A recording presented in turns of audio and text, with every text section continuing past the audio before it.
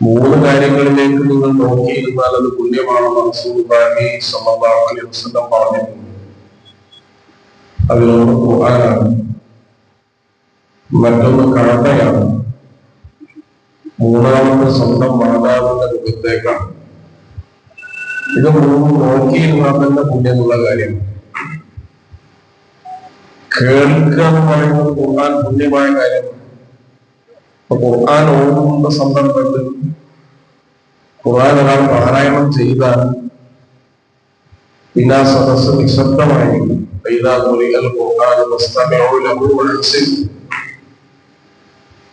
നമ്മുടെ പരിപാടിയൊക്കെ പറഞ്ഞ സാധാരണ രീതിയിൽ ഖുർആനൊക്കെ ഉണ്ടാകും.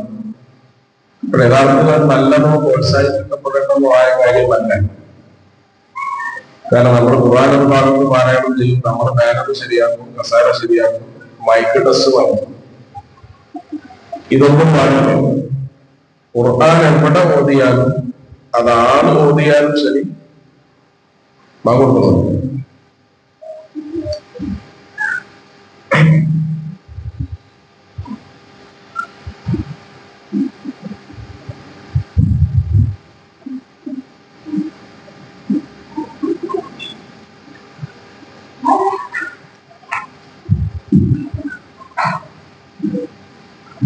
വിശുദ്ധ ഖുർആനിനോടുള്ള ഒന്നാമത്തെ നമ്മുടെ സമീപനം എന്ന് പറയുന്നത് പാരായണം ചെയ്യണം. അപ്പൊ വിശുദ്ധ ഖുർആൻ കേൾക്കുക. യഥാർത്ഥത്തിൽ ഖുർആൻ തന്നെ പറയുന്നുണ്ട്, അലാ ബിദിക്രില്ലാഹി തത്മഇന്നുൽ ഖുലൂബ്. അല്ലാഹുവിനെ കുറിച്ചുള്ള സ്മരണ നിങ്ങളുടെ മനസ്സിന് സ്വസ്ഥത നൽകും, സമാധാനം ഉണ്ടാകും. ഏറ്റവും വലിയ ദിക്ർ ഏതാണ്? ഖുർആൻ തന്നെയാണ്. ഇന്നാ നഹ്നു നസ്സൽനാ ദിക്റ വ ഇന്നാ ലഹു ലഹാഫിദൂൻ. അപ്പൊ ഖുർആൻ ഇല്ലാത്ത വേറെയുള്ള ദിക്റൊന്നും സ്വീകാര്യമല്ല. അതാണ് ഖുർആനോടൊരു ഉദാസീനത സ്വീകരിക്കുകയും 2 ലക്ഷം പ്രാവശ്യം ലാ ഇലാഹ ഇല്ലല്ലാഹ് ചൊല്ലിയിട്ട് പ്രത്യേകിച്ച് കാര്യമൊന്നുമില്ല. കാരണം ഏറ്റവും പ്രധാനപ്പെട്ട ദിക്ർ ഖുർആൻ തന്നെയാണ്.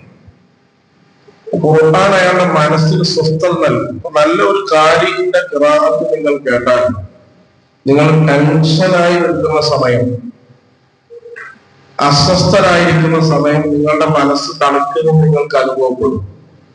നമ്മളാരെങ്കിലും ഓടുന്ന ഖിറാഅത്തിനെ കുറിച്ചല്ലാതെ പറയുന്നത് യഥാർത്ഥത്തിൽ വിശുദ്ധ ഖുർആനിന്റെ പാരായണം നമ്മുടെ മനസ്സിന് സ്വസ്ഥത നൽകും. ഖുർആൻ വായിക്കുക, ഖുർആൻ കേൾക്കുക, ഖുർആനിനെ നോക്കുക എന്നൊക്കെ പറയുന്നത് വലിയ പുണ്യമുണ്ട്. അത് ഖുർആനിനോടുള്ള സമീപനത്തിന്റെ ഏറ്റവും ആദ്യത്തെ സ്റ്റെപ്പാണ്. അത് വിശ്വാസികൾ എന്ന നിലയിൽ നമുക്കുണ്ടാവും. ഇപ്പൊ മറിയം എന്ന് പറയുന്ന 7 വയസ്സുകാരിയായ വടക്കൻ ഗസയിൽ ജീവിക്കുന്ന ഒരു കുട്ടി കഴിഞ്ഞ പെരുന്നാളിന് മുമ്പ് അവരുടെ വീഡിയോ നിങ്ങളുടെ ശ്രദ്ധയിൽപ്പെട്ടിട്ടുണ്ടാവും. ആ വീഡിയോ എന്ന് പറയുന്നത്, എന്റെ ഉമ്മ രക്തസാക്ഷിയാണ്, എനിക്കിനി പെരുന്നാളിന് ഭക്ഷണം ഉണ്ടാക്കി തരാൻ ആരുമില്ല.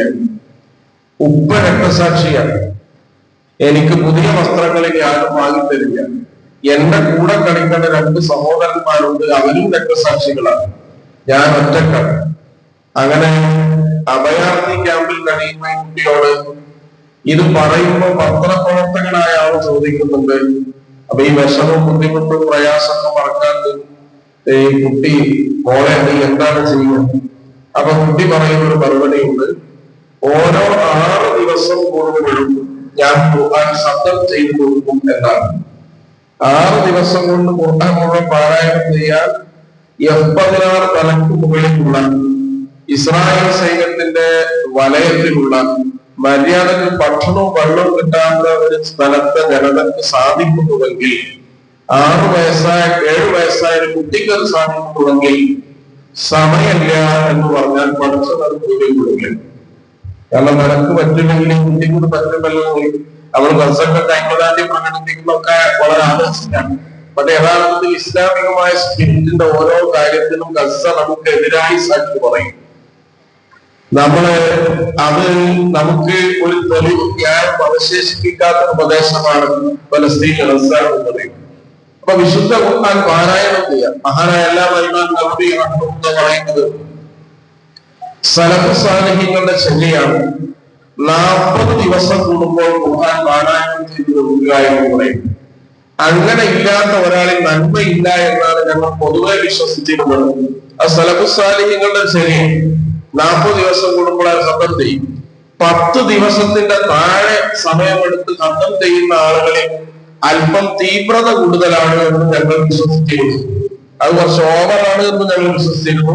ഇവിടെ 40 ദിവസം എടുക്കുമ്പോഴേക്കും ഒരു ഖത്തം തീർക്കുക എന്നത് ശരാശരി സലഫു സാലിഹ്യങ്ങളുടെ ശരിയാണ്. അപ്പൊ ഇത് സലഫു സാലിഹ് ഈ ഉമ്മത്ത് മുസ്ലിമയുടെ ഷിയാറാണ് ഖിറാഅത്ത് എന്ന് പറയുന്നത്. ലോക മുസ്ലിമിന് അതിൽ തർക്കമില്ല, നമുക്ക് ഉണ്ടാകാനും പാടില്ല. വായിച്ചാൽ കൂടിയിട്ടോ കൂടിയിട്ടോ തർക്കത്തിന് തന്നെ ഇസ്ലാമിൽ പ്രസക്തിയില്ല. കാരണം അത് ഇസ്ലാം മുസ്ലിമിന്റെ ഷിയാറാണ്. അപ്പൊ അത് യഥാർത്ഥത്തിൽ വായിക്കുക എന്ന് പറയുന്നത് തന്നെ യഥാർത്ഥത്തിൽ നമ്മൾ അതിലേക്ക് പ്രവേശിക്കാനുള്ള ആദ്യത്തെ വാക്യം. രണ്ടാമത്തെ ഹിഫ്ദ് ചെയ്യലാണ്. ഹിഫ്ദ് ചെയ്യാന്ന് പറഞ്ഞാൽ നമുക്കറിയാം, ഖുർആനുള്ള ഹൃദയം ആൾതാമസമുള്ള വീട് പോലെയാണെന്ന് റസൂലുള്ളാഹി സ്വല്ലല്ലാഹു അലൈഹി വസല്ലം. ഇപ്പൊ വിശുദ്ധ ഖുർആൻ നമ്മുടെ ഹൃദയത്തിൽ ഉണ്ടാവണം. അതിന്റെ ആശയങ്ങൾ നമുക്ക് മനസ്സിലാവുന്നു എന്നത് മാത്രമല്ല, അള്ളാഹുവിന്റെ കലാമാണല്ലോ ഖുർആൻ എന്ന് പറയുന്നത്. അതിലൊരു ഹർഫ് പോലും വേറൊരു മനുഷ്യന്റെ ഇല്ല. അതുകൊണ്ടാണ് ഈ പ്രത്യേകത. ബാക്കിയുള്ള ലോകത്തെ എല്ലാ ഗ്രന്ഥവും മനുഷ്യന്റെ വാക്കുകൊണ്ട് ഉണ്ടാക്കിയതാണ്, മനുഷ്യന്റെ ചിന്ത കൊണ്ടുണ്ടായതാണ്. പക്ഷെ ലോകത്ത് മനുഷ്യന്റേതായ ഒന്നുമില്ലാത്ത ഒരൊറ്റ ഗ്രന്ഥമേ ഉള്ളൂ, അത് വിശുദ്ധ ഖുർആനാണ്. അത് ഉച്ചരിച്ചാൽ അതിന് 10 നന്മയുടെ പ്രതിഫലമുണ്ട് എന്ന് റസൂലുള്ളാഹി സ്വല്ലല്ലാഹു അലൈഹി വസല്ലം. വേറൊരു ഗ്രന്ഥത്തിനും അതില്ല, കാരണം മനുഷ്യന്മാരുടേതാണ്. അതുകൊണ്ട് ഇത് നമ്മുടെ ഹൃദയത്തിൽ ഉണ്ടാവണം. എല്ലാ പ്രായത്തിലുള്ള ആളുകൾക്കും ഖുർആൻ ഹിഫ്ദ് ചെയ്യാൻ സാധിച്ചോളണമെന്നില്ല. ഇവിടെ സാധിക്കുന്ന അത്രയും നമ്മൾ മനഃപ്പാഠമാക്കണം. അല്പമെങ്കിലും ഖുർആൻ ഹൃദയത്തിൽ ഇല്ലാത്ത ആളുകൾ ആൾതാമസമില്ലാത്ത വീട് പോലെയാണ്. നല്ല വീട് കഴിഞ്ഞ് നിങ്ങൾ ഗൾഫിലൊക്കെ പോയാൽ നല്ല ഉറപ്പുള്ള വീടാണെങ്കിലും ആൾതാമസത്തിലേക്ക് എന്ത് ചെയ്യും? അതിലൊന്ന് ചെളിയുണ്ടാവും, മാറാനുണ്ടാവും, ഉറപ്പുണ്ടാവില്ല, ഫലമുണ്ടാവില്ല. ഇതുപോലെയായിരിക്കും അയാളുടെ ഹൃദയമുണ്ടാവും.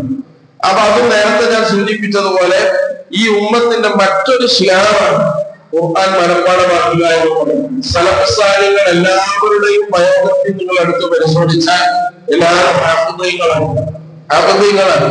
ഇമാം ഷാഫിഈ 7ാമത്തെ വയസ്സിലാണ്. ഇമാം അബൂ ഹനീഫ അത്ര വയസ്സുണ്ടാവും. അവരൊക്കെ ആ 10 വയസ്സിന് താഴെ ആധുനിക പണ്ഡിതനായ അല്ലാമ യൂസുഫുൽ ഖർളാനി 10 വയസ്സായപ്പോൾ ഖുർആൻ മനഃപ്പാഠമാക്കിയ ആളാണ്. അങ്ങനെ ലോകത്ത് നിന്ന് ഗസയിലുള്ള ആളുകൾക്ക് നിങ്ങൾ എടുത്ത് പരിശോധിച്ചാൽ ഒരുപാട് ആളുകൾ, ഇവർ മർഹൂം സയ്യിദ് ഇസ്മായിൽ ഹനിയ ഹാഫിദാണ്. അദ്ദേഹത്തിന് അംഗരക്ഷകരായ ഏറ്റവും പ്രധാനപ്പെട്ട ഹാഫിദ് വസീം, അദ്ദേഹം 24 വയസ്സിലാണ് ഹാഫിദാണ്. അതേപോലെ തന്നെ ഖാലിദ് മുശൽ ഹാഫിദാണ്. ഇങ്ങനെ തുടങ്ങിയ ധാരാളം പണ്ഡിതന്മാരെ ഇന്ന് ഗസയിൽ ജീവിക്കുന്ന ഇസ്ലാമിക പ്രസ്ഥാനങ്ങളുടെയും പോരാളികളുടെയും ഒക്കെ നേതാക്കന്മാർ ഹാഫിദീങ്ങളാണ്. ഖസ്സാം ബ്രിഗേഡിയർ എന്ന് പറയുന്ന പോരാളികളുണ്ട്. ഖസ്സാം ബ്രിഗേഡിയർ ഹമാസ് എന്ന് പറഞ്ഞ ഏതിന്റെ പോരാളി വിങ്ങാണ് ഖസ്സാം ബ്രിഗേഡ്. ഇതിലെ സൈനിക വിഭാഗത്തിന്റെ അത് സൈന്യമായി ചേരാനുള്ള യോഗ്യതയാണ് ഖുർആൻ പഠിക്കുക എന്ന് പറയുന്നത്. അപ്പൊ ഖുർആനിൽ ദൗറകൾ ഉണ്ടാവും. ദൗറ ഉണ്ടാകുന്ന സമയത്ത് കഴിഞ്ഞ 4 വർഷം മുമ്പ് പ്രധാനപ്പെട്ട ദൗറ നടന്നു. ഈ യുദ്ധമൊക്കെ നടക്കുന്ന തൂഫാൻ ലക്സക്ക് മുമ്പ് ആ മസ്ജിദുൽ തഖ്വ എന്ന് പറഞ്ഞ പള്ളിയിൽ അവിടെയാണ് ഈ ദൗറ നടക്കുന്നത്. അവിടെ ഗസയിലെ പ്രധാനപ്പെട്ട പള്ളിയാണ്. ഇപ്പോൾ ആ പള്ളി ഇവിടെ ഇല്ലേ. അവിടെ സൈനികരായ ആളുകളുണ്ട്.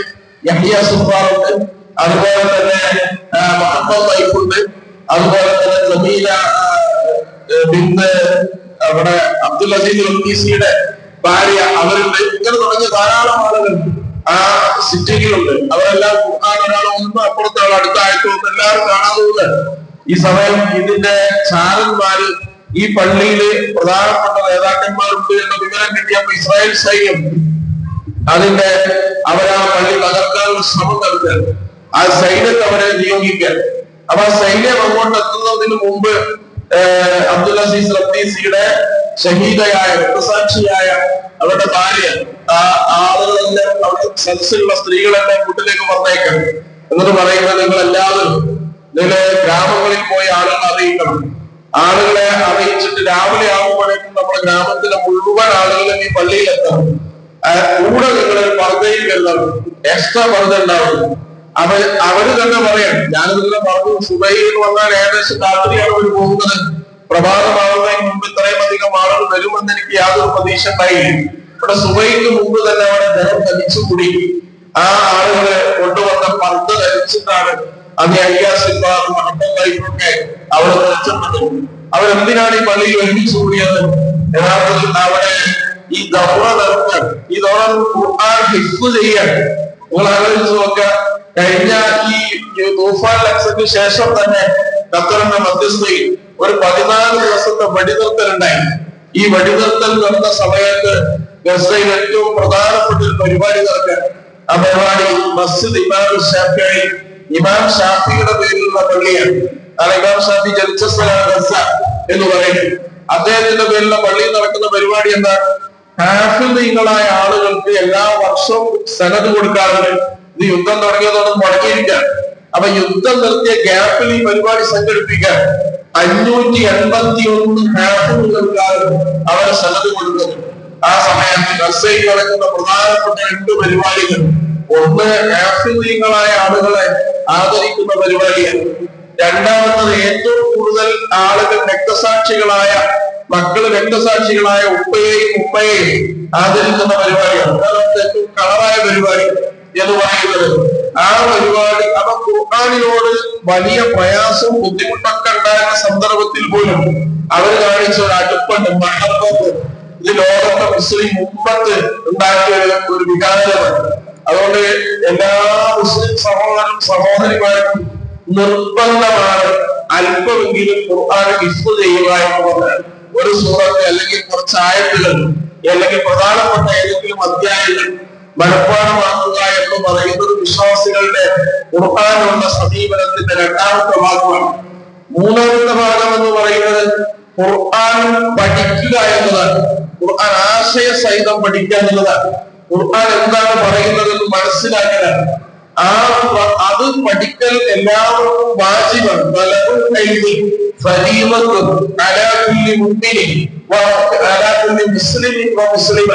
ഇതിനെല്ലാ പണ്ഡിതന്മാരും കൊടുത്ത വിശദീകരണങ്ങൾ നിർബന്ധമാണ്, ഫർളാണ്. ഖുർആൻ പഠിക്കൽ ഫർളാണ് എല്ലാവർക്കും എന്നാണ്. എല്ലാ മുസ്ലിങ്ങളും ഫർളാണ്. ഫർള് എന്ന് പറഞ്ഞാൽ കേട്ടോ, ഫർള് എന്ന് പറഞ്ഞാൽ ളുഹ്ർ നിസ്കാരം നമുക്ക് ഫർളാണ്. ളുഹ്ർ അതിന് പകരമായിട്ട് വേറൊന്നും ചെയ്യാൻ പറ്റില്ല. ഇതാണ് ഫർള് എന്ന് പറഞ്ഞത്. അപ്പൊ അതേപോലെ നിർബന്ധമുള്ള കാര്യമാണ് ഖുർആൻ പഠനം. ഖുർആൻ പഠനം എന്ന് പറയുന്നത് അത് ഫർളാണ്. നമ്മൾ നിസ്കരിക്കുന്ന ആളുകളുണ്ട്, അസംസ്കരിക്കുന്ന ആളുകളുണ്ട്. പക്ഷെ ആളുകളൊന്നും ഖുർആൻ പഠിക്കൽ വളരെ കുറവാണ്.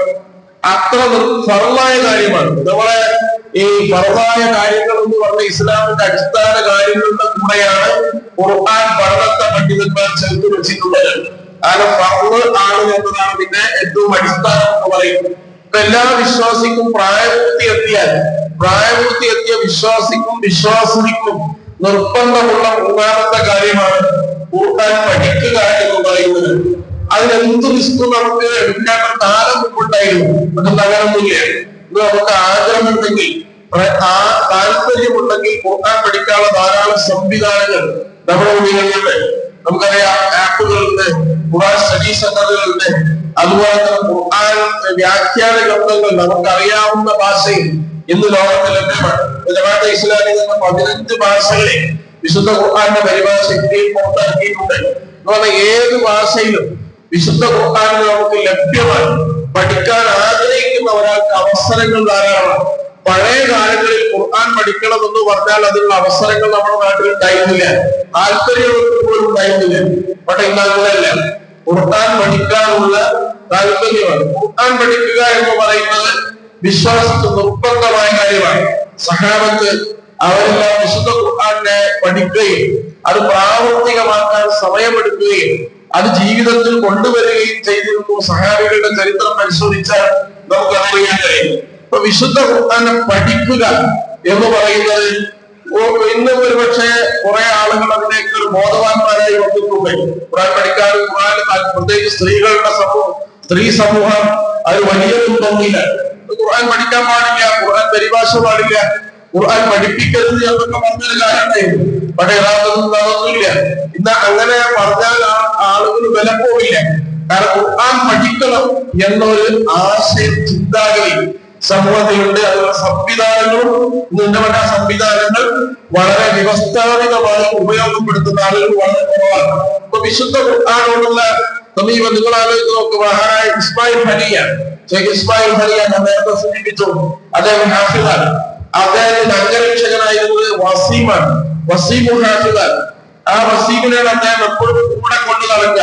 കൂടെ കൊണ്ടുവരുന്നതിനാൽ ഇവർക്കൊരു ശീലമുണ്ട്, ഖുർആൻ ആയത്ത് ഇങ്ങനെ ഓതും യാത്രയിലൊക്കെ. അപ്പൊ അപ്പുറത്തെ ആയത്ത അപ്പുറത്തിരിക്കുന്ന ആൾ ഓതണം, അതിന് ഹാഫിളായാലേ നടക്കുള്ളൂ. അപ്പൊ അതിനു വേണ്ടിയാണ് അദ്ദേഹത്തെ കൊണ്ടു നടക്കുന്നത്. ഇസ്മായിൽ ഹനിയ ബഹ്റാനിൽ പോയി. ഇറാനിൽ പോയ സമയത്ത് അദ്ദേഹത്തിന്റെ കൂടെ ഡ്യൂട്ടി ശരിക്കും യഥാർത്ഥത്തിൽ പോയിരുന്നില്ല, വേറെ അംഗരക്ഷകരായിരുന്നു. ഇവിടെ വസീമിനെയാണ് അദ്ദേഹം കൂടെ കൂട്ടിയത്. അദ്ദേഹത്തിന്റെ ഡ്യൂട്ടി സമയമല്ല. ഇപ്പൊ വസീം ടെഹ്റാനിൽ പോകുന്നു. ഇറാനിൽ അവിടുത്തെ പ്രധാനപ്പെട്ട ഫംഗ്ഷൻ അതിഥിയായിട്ടാണ് ഇസ്മായിൽ ഹനിയ ടെഹ്റാനിൽ എത്തുന്നത്. അങ്ങനെ അദ്ദേഹം ഹോട്ടലിന്റെ പുറത്ത് മറ്റു സഹപ്രവർത്തകരുമായി സംസാരിച്ചുകൊണ്ടിരിക്കുകയാണ്. വസീമിനോട് പറയാണ്, നീ ഗസയിലായിരുന്നെങ്കിൽ വസീം എപ്പോഴോ രക്തസാക്ഷിയാകേണ്ടിയിരുന്നു. നീ ഇപ്പൊ ഇസ്മായിൽ ഹനിയുടെ കൂടെ ആയതുകൊണ്ടാണ് രക്ഷപ്പെട്ടത്, അല്ലെങ്കിൽ ഈ രക്തസാക്ഷിയാവേണ്ട മനുഷ്യനാണ്. വസീം ചിരിച്ചുകൊണ്ട് പറയാം, രക്തസാക്ഷിയാവാൻ എനിക്കിപ്പോഴും ആഗ്രഹമുണ്ട്, നിങ്ങൾ എനിക്ക് വേണ്ടി പ്രാർത്ഥിക്കണം. അത് പറഞ്ഞിട്ട് വസീം നേരെ പോകുന്നത് ഇസ്മായിൽ ഹനിയുടെ റൂമിലേക്കാണ്. രണ്ടുപേരും അവരുടെ ദൗറ ആരംഭിക്കാൻ വിശുദ്ധ ഖുർആൻ ഹനിയ പാരായണം ചെയ്യുന്നു. അപ്പൊ അപ്പുറത്തുള്ളായിട്ട് വസീം നോക്കിയിട്ടാണ് വസീം ഖുർആൻ പിടിച്ചിട്ടാണ് പാരായണം ചെയ്യുന്നത്. അത് സാക്ഷികൾ രേഖപ്പെടുത്തുന്നുണ്ട്.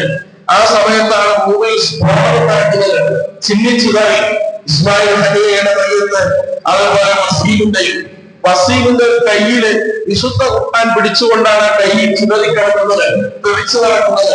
അത് പറഞ്ഞാൽ വിശുദ്ധ ഖുർആനിന്റെ ആ ഖുർആനിനോട് ലോകത്ത് ഇത്രമേൽ മഹബത്ത് വെച്ച് പുലർത്തുന്ന ജനത ഭൂമിക്ക് മുകളിൽ ഗസക്കാരിലാണ് മാറുകയാണ്. അതുകൊണ്ടാണ് നിശ്ചയദാർഢ്യത്തിന്റെ ഏറ്റവും വലിയ മൂലധനം വിശുദ്ധ ഖുർആനാണ്.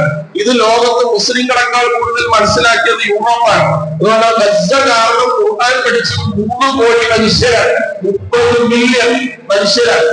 കാരണം ആലോചിച്ചു, അതിൽ പല ആളുകളും മുസ്ലിങ്ങളായിട്ട് പറയാൻ, എങ്ങനെ നിങ്ങൾ ഖുർആൻ പഠിച്ചത്? അവ ഞങ്ങള് ഗസക്കാരുടെ നിശ്ചയദാർഢ്യം കണ്ടു.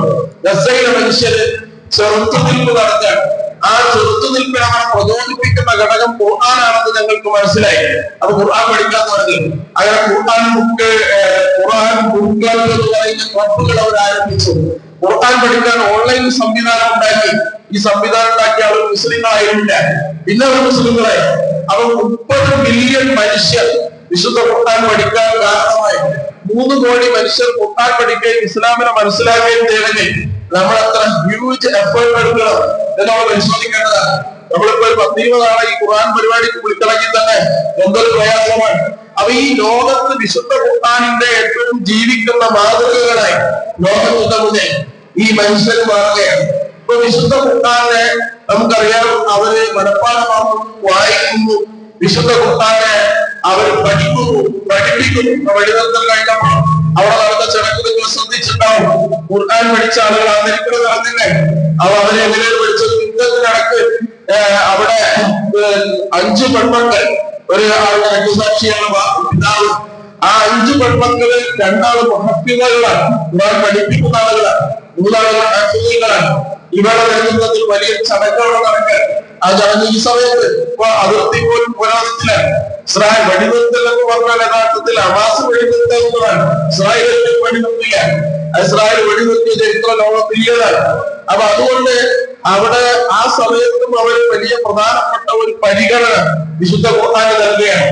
അതുകൊണ്ട് പ്രിയപ്പെട്ട സഹോദരിമാരെ, വിശുദ്ധ ഖുർആനിനോട് നമ്മൾ കാണിക്കുന്ന ഉദാസീനത, അലസത, അല്ലെങ്കിൽ നാളെയാവട്ടെ എന്നുള്ള സമീപനം, ഇതിനൊന്നും നമുക്ക് ഇന്ന് ഗസയുടെ ആ സമകാലികരായി തൂഫാൻ ലക്ഷത്തിന് ശേഷം ജീവിച്ച ഒരു മനുഷ്യനും മുസ്ലിം ഉമ്മത്തിലെ ഒരു പൗരനും അള്ളാഹുവിൽ ഒരു ന്യായം പറയേണ്ടതില്ല. കാരണം അത്ര പെർഫെക്റ്റ് ആയിട്ട് ഖുർആനിനോടുള്ള സ്നേഹമായ ജനത ഇത്രയും പ്രതിസന്ധികൾക്ക് നടുവിൽ പ്രകടിപ്പിച്ചുകൊണ്ടിരിക്കാൻ. ഇപ്പൊ വിശുദ്ധ ഖുർആൻ പഠിക്കുക എന്ന് പറയുന്നത് വളരെ പ്രധാനപ്പെട്ടതാണ്. വിശുദ്ധ ഖുർആൻ പഠിക്കുമ്പോൾ ഇമാം ഗസാലി പറയാൻ, വിശുദ്ധ നാലാമത് വിശ്വാസി ഖുർആനോട് പുലർത്തേണ്ട സമീപനം എന്ന് പറയുന്നത് അതിന് മഹ്ദസ്സുണ്ട് എന്ന് വകവെച്ച് കൊടുക്കലാണ്. മഹ്ദസ്സ് ഞാൻ വായിച്ചാൽ നിങ്ങൾക്ക് ഇറങ്ങിയതാണ്, ഇപ്പൊ ഇറങ്ങിയതാണെന്ന് വിചാരിച്ചു വായിക്കണം. അത് 1400 കൊല്ലം മുമ്പ് ഇറങ്ങിയതാണ് എന്ന വിചാരമല്ല ഉണ്ടാവുന്നത്.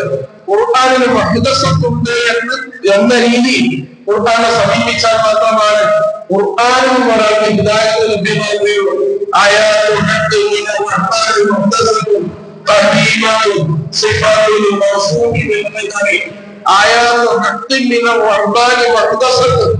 ഈ പരമകാരുണികനായ അള്ളാഹുവിന്റെ ആയത്തിന്റെ പ്രത്യേകത എന്താണ്? ഇമാം മുസൂരി പറയാൻ അതിന് മുഹ്ദസത്ത് എന്നുള്ളതാണ്. എന്താണ് മുഹ്ദസത്ത് എന്ന് പറഞ്ഞാൽ, ഇപ്പൊ ഈ ഫലസ്തീനിലേക്ക് തന്നെ നമ്മൾ വന്നാൽ അവിടുത്തെ ആളുകൾ, അവിടുത്തെ പോരാളികളുടെ നേതാക്കന്മാരൊക്കെ ആയത്തുകൾ ഓടുന്നുണ്ട്. നമ്മൾ ഓടുന്ന ആയത്ത് തന്നെയാണ് അവർ ഓടുന്നത്. പക്ഷെ നമുക്ക് അപ്പോൾ തോന്നുന്നത് ഈ ആയത്ത് ഇപ്പൊ ഇറങ്ങിയതാണ്, ഈ ആയത്ത് ഇന്നലെ ഇറങ്ങിയതാണ്, അല്ലെങ്കിൽ ഇവർക്ക് ഇറങ്ങിയതാണ് എന്ന് തോന്നുന്ന രീതിയിൽ ആയത്തിന് അവർ മനസ്സിലാക്കാൻ. ഖത്തറിലെ പ്രധാനപ്പെട്ട 2 സൂഫികളാണ്, ഖാലികളാണ് അബ്ദുൽ അസീസ് സൂഫി, അബ്ദുൽ ഹമീദ് സൂഫി. ഖത്തറിലെ ആളുകൾക്കറിയാം ഖാലികളാണ്. ആ അബ്ദുൽ ഹമീദ് സൂഫി എന്ന് പറയുന്ന ആള് മരണപ്പെടുക. അപ്പൊ അബ്ദുൽ അസീസ് സൂഫിയാണ് അദ്ദേഹത്തിന്റെ പിതാവ്. ആ പിതാവിനെ ആശ്വസിപ്പിക്കാൻ വേണ്ടി ഖത്തറിലെ വീട്ടിലേക്ക് 2 അതിഥികൾ വരികയാണ്. ഒന്നാമത്തെ ആള് ഖാലിദ് മുസ്തലാണ്, രണ്ടാമത് ഇസ്മായിൽ ഹനിയാണ്. ഇസ്മായിൽ ഹനി രക്തസാക്ഷിയാവുന്നതിന് മുമ്പാണ്. അങ്ങനെ 2 പേരും വീട്ടിലേക്ക് വന്നു. ആ വീട്ടിലേക്ക് വന്നപ്പോൾ ഈ മനുഷ്യൻ അബ്ദുൽ അസീസ് സൂഫി എന്ന് പറയുന്ന കാരിയായ പിതാവ് അദ്ദേഹം വീട്ടിൽ നിന്ന് ഇറങ്ങി വന്നവരെ ആരെയും സ്വീകരിച്ചു. ഗസയുടെ വിശേഷങ്ങൾ ചോദിക്കുന്നു, തുരുതുക അദ്ദേഹം സംസാരിക്കുന്നു, ഇവരാരെങ്കിലും ചെയ്യുന്നു, ഗസക്കാർക്ക് വേണ്ടി പ്രാർത്ഥിക്കുന്നു. ഇതൊക്കെ അവ തന്നെ ആശ്വസിപ്പിക്കാൻ വേണ്ടിയാണ് ഒരു മക്കളുടെ കാര്യം അദ്ദേഹം മറന്നുപോയിരിക്കുന്നു. യഥാർത്ഥത്തിൽ മകൻ മരിച്ച പിതാവിനെ ആശ്വസിപ്പിക്കാൻ വന്ന അതിഥികളെ, ആ അതിഥികളുടെ വിശേഷങ്ങൾ ചോദിച്ച് അവരുടെ പ്രയാസങ്ങളിൽ ദുഃഖം രേഖപ്പെടുത്തി ഇദ്ദേഹം വീട്ടിലേക്ക് ഇവരെ കൊണ്ടുവരാൻ. ആ സമയത്ത് ഖാലിദ് മുസ്തൽ അദ്ദേഹത്തെ ചേർത്ത് പിടിച്ചിട്ട് പറയാൻ, നിങ്ങൾ ഞങ്ങളുടെ കാര്യത്തിൽ ഇങ്ങനെ ബേജാറാവേണ്ട ആവശ്യമില്ല.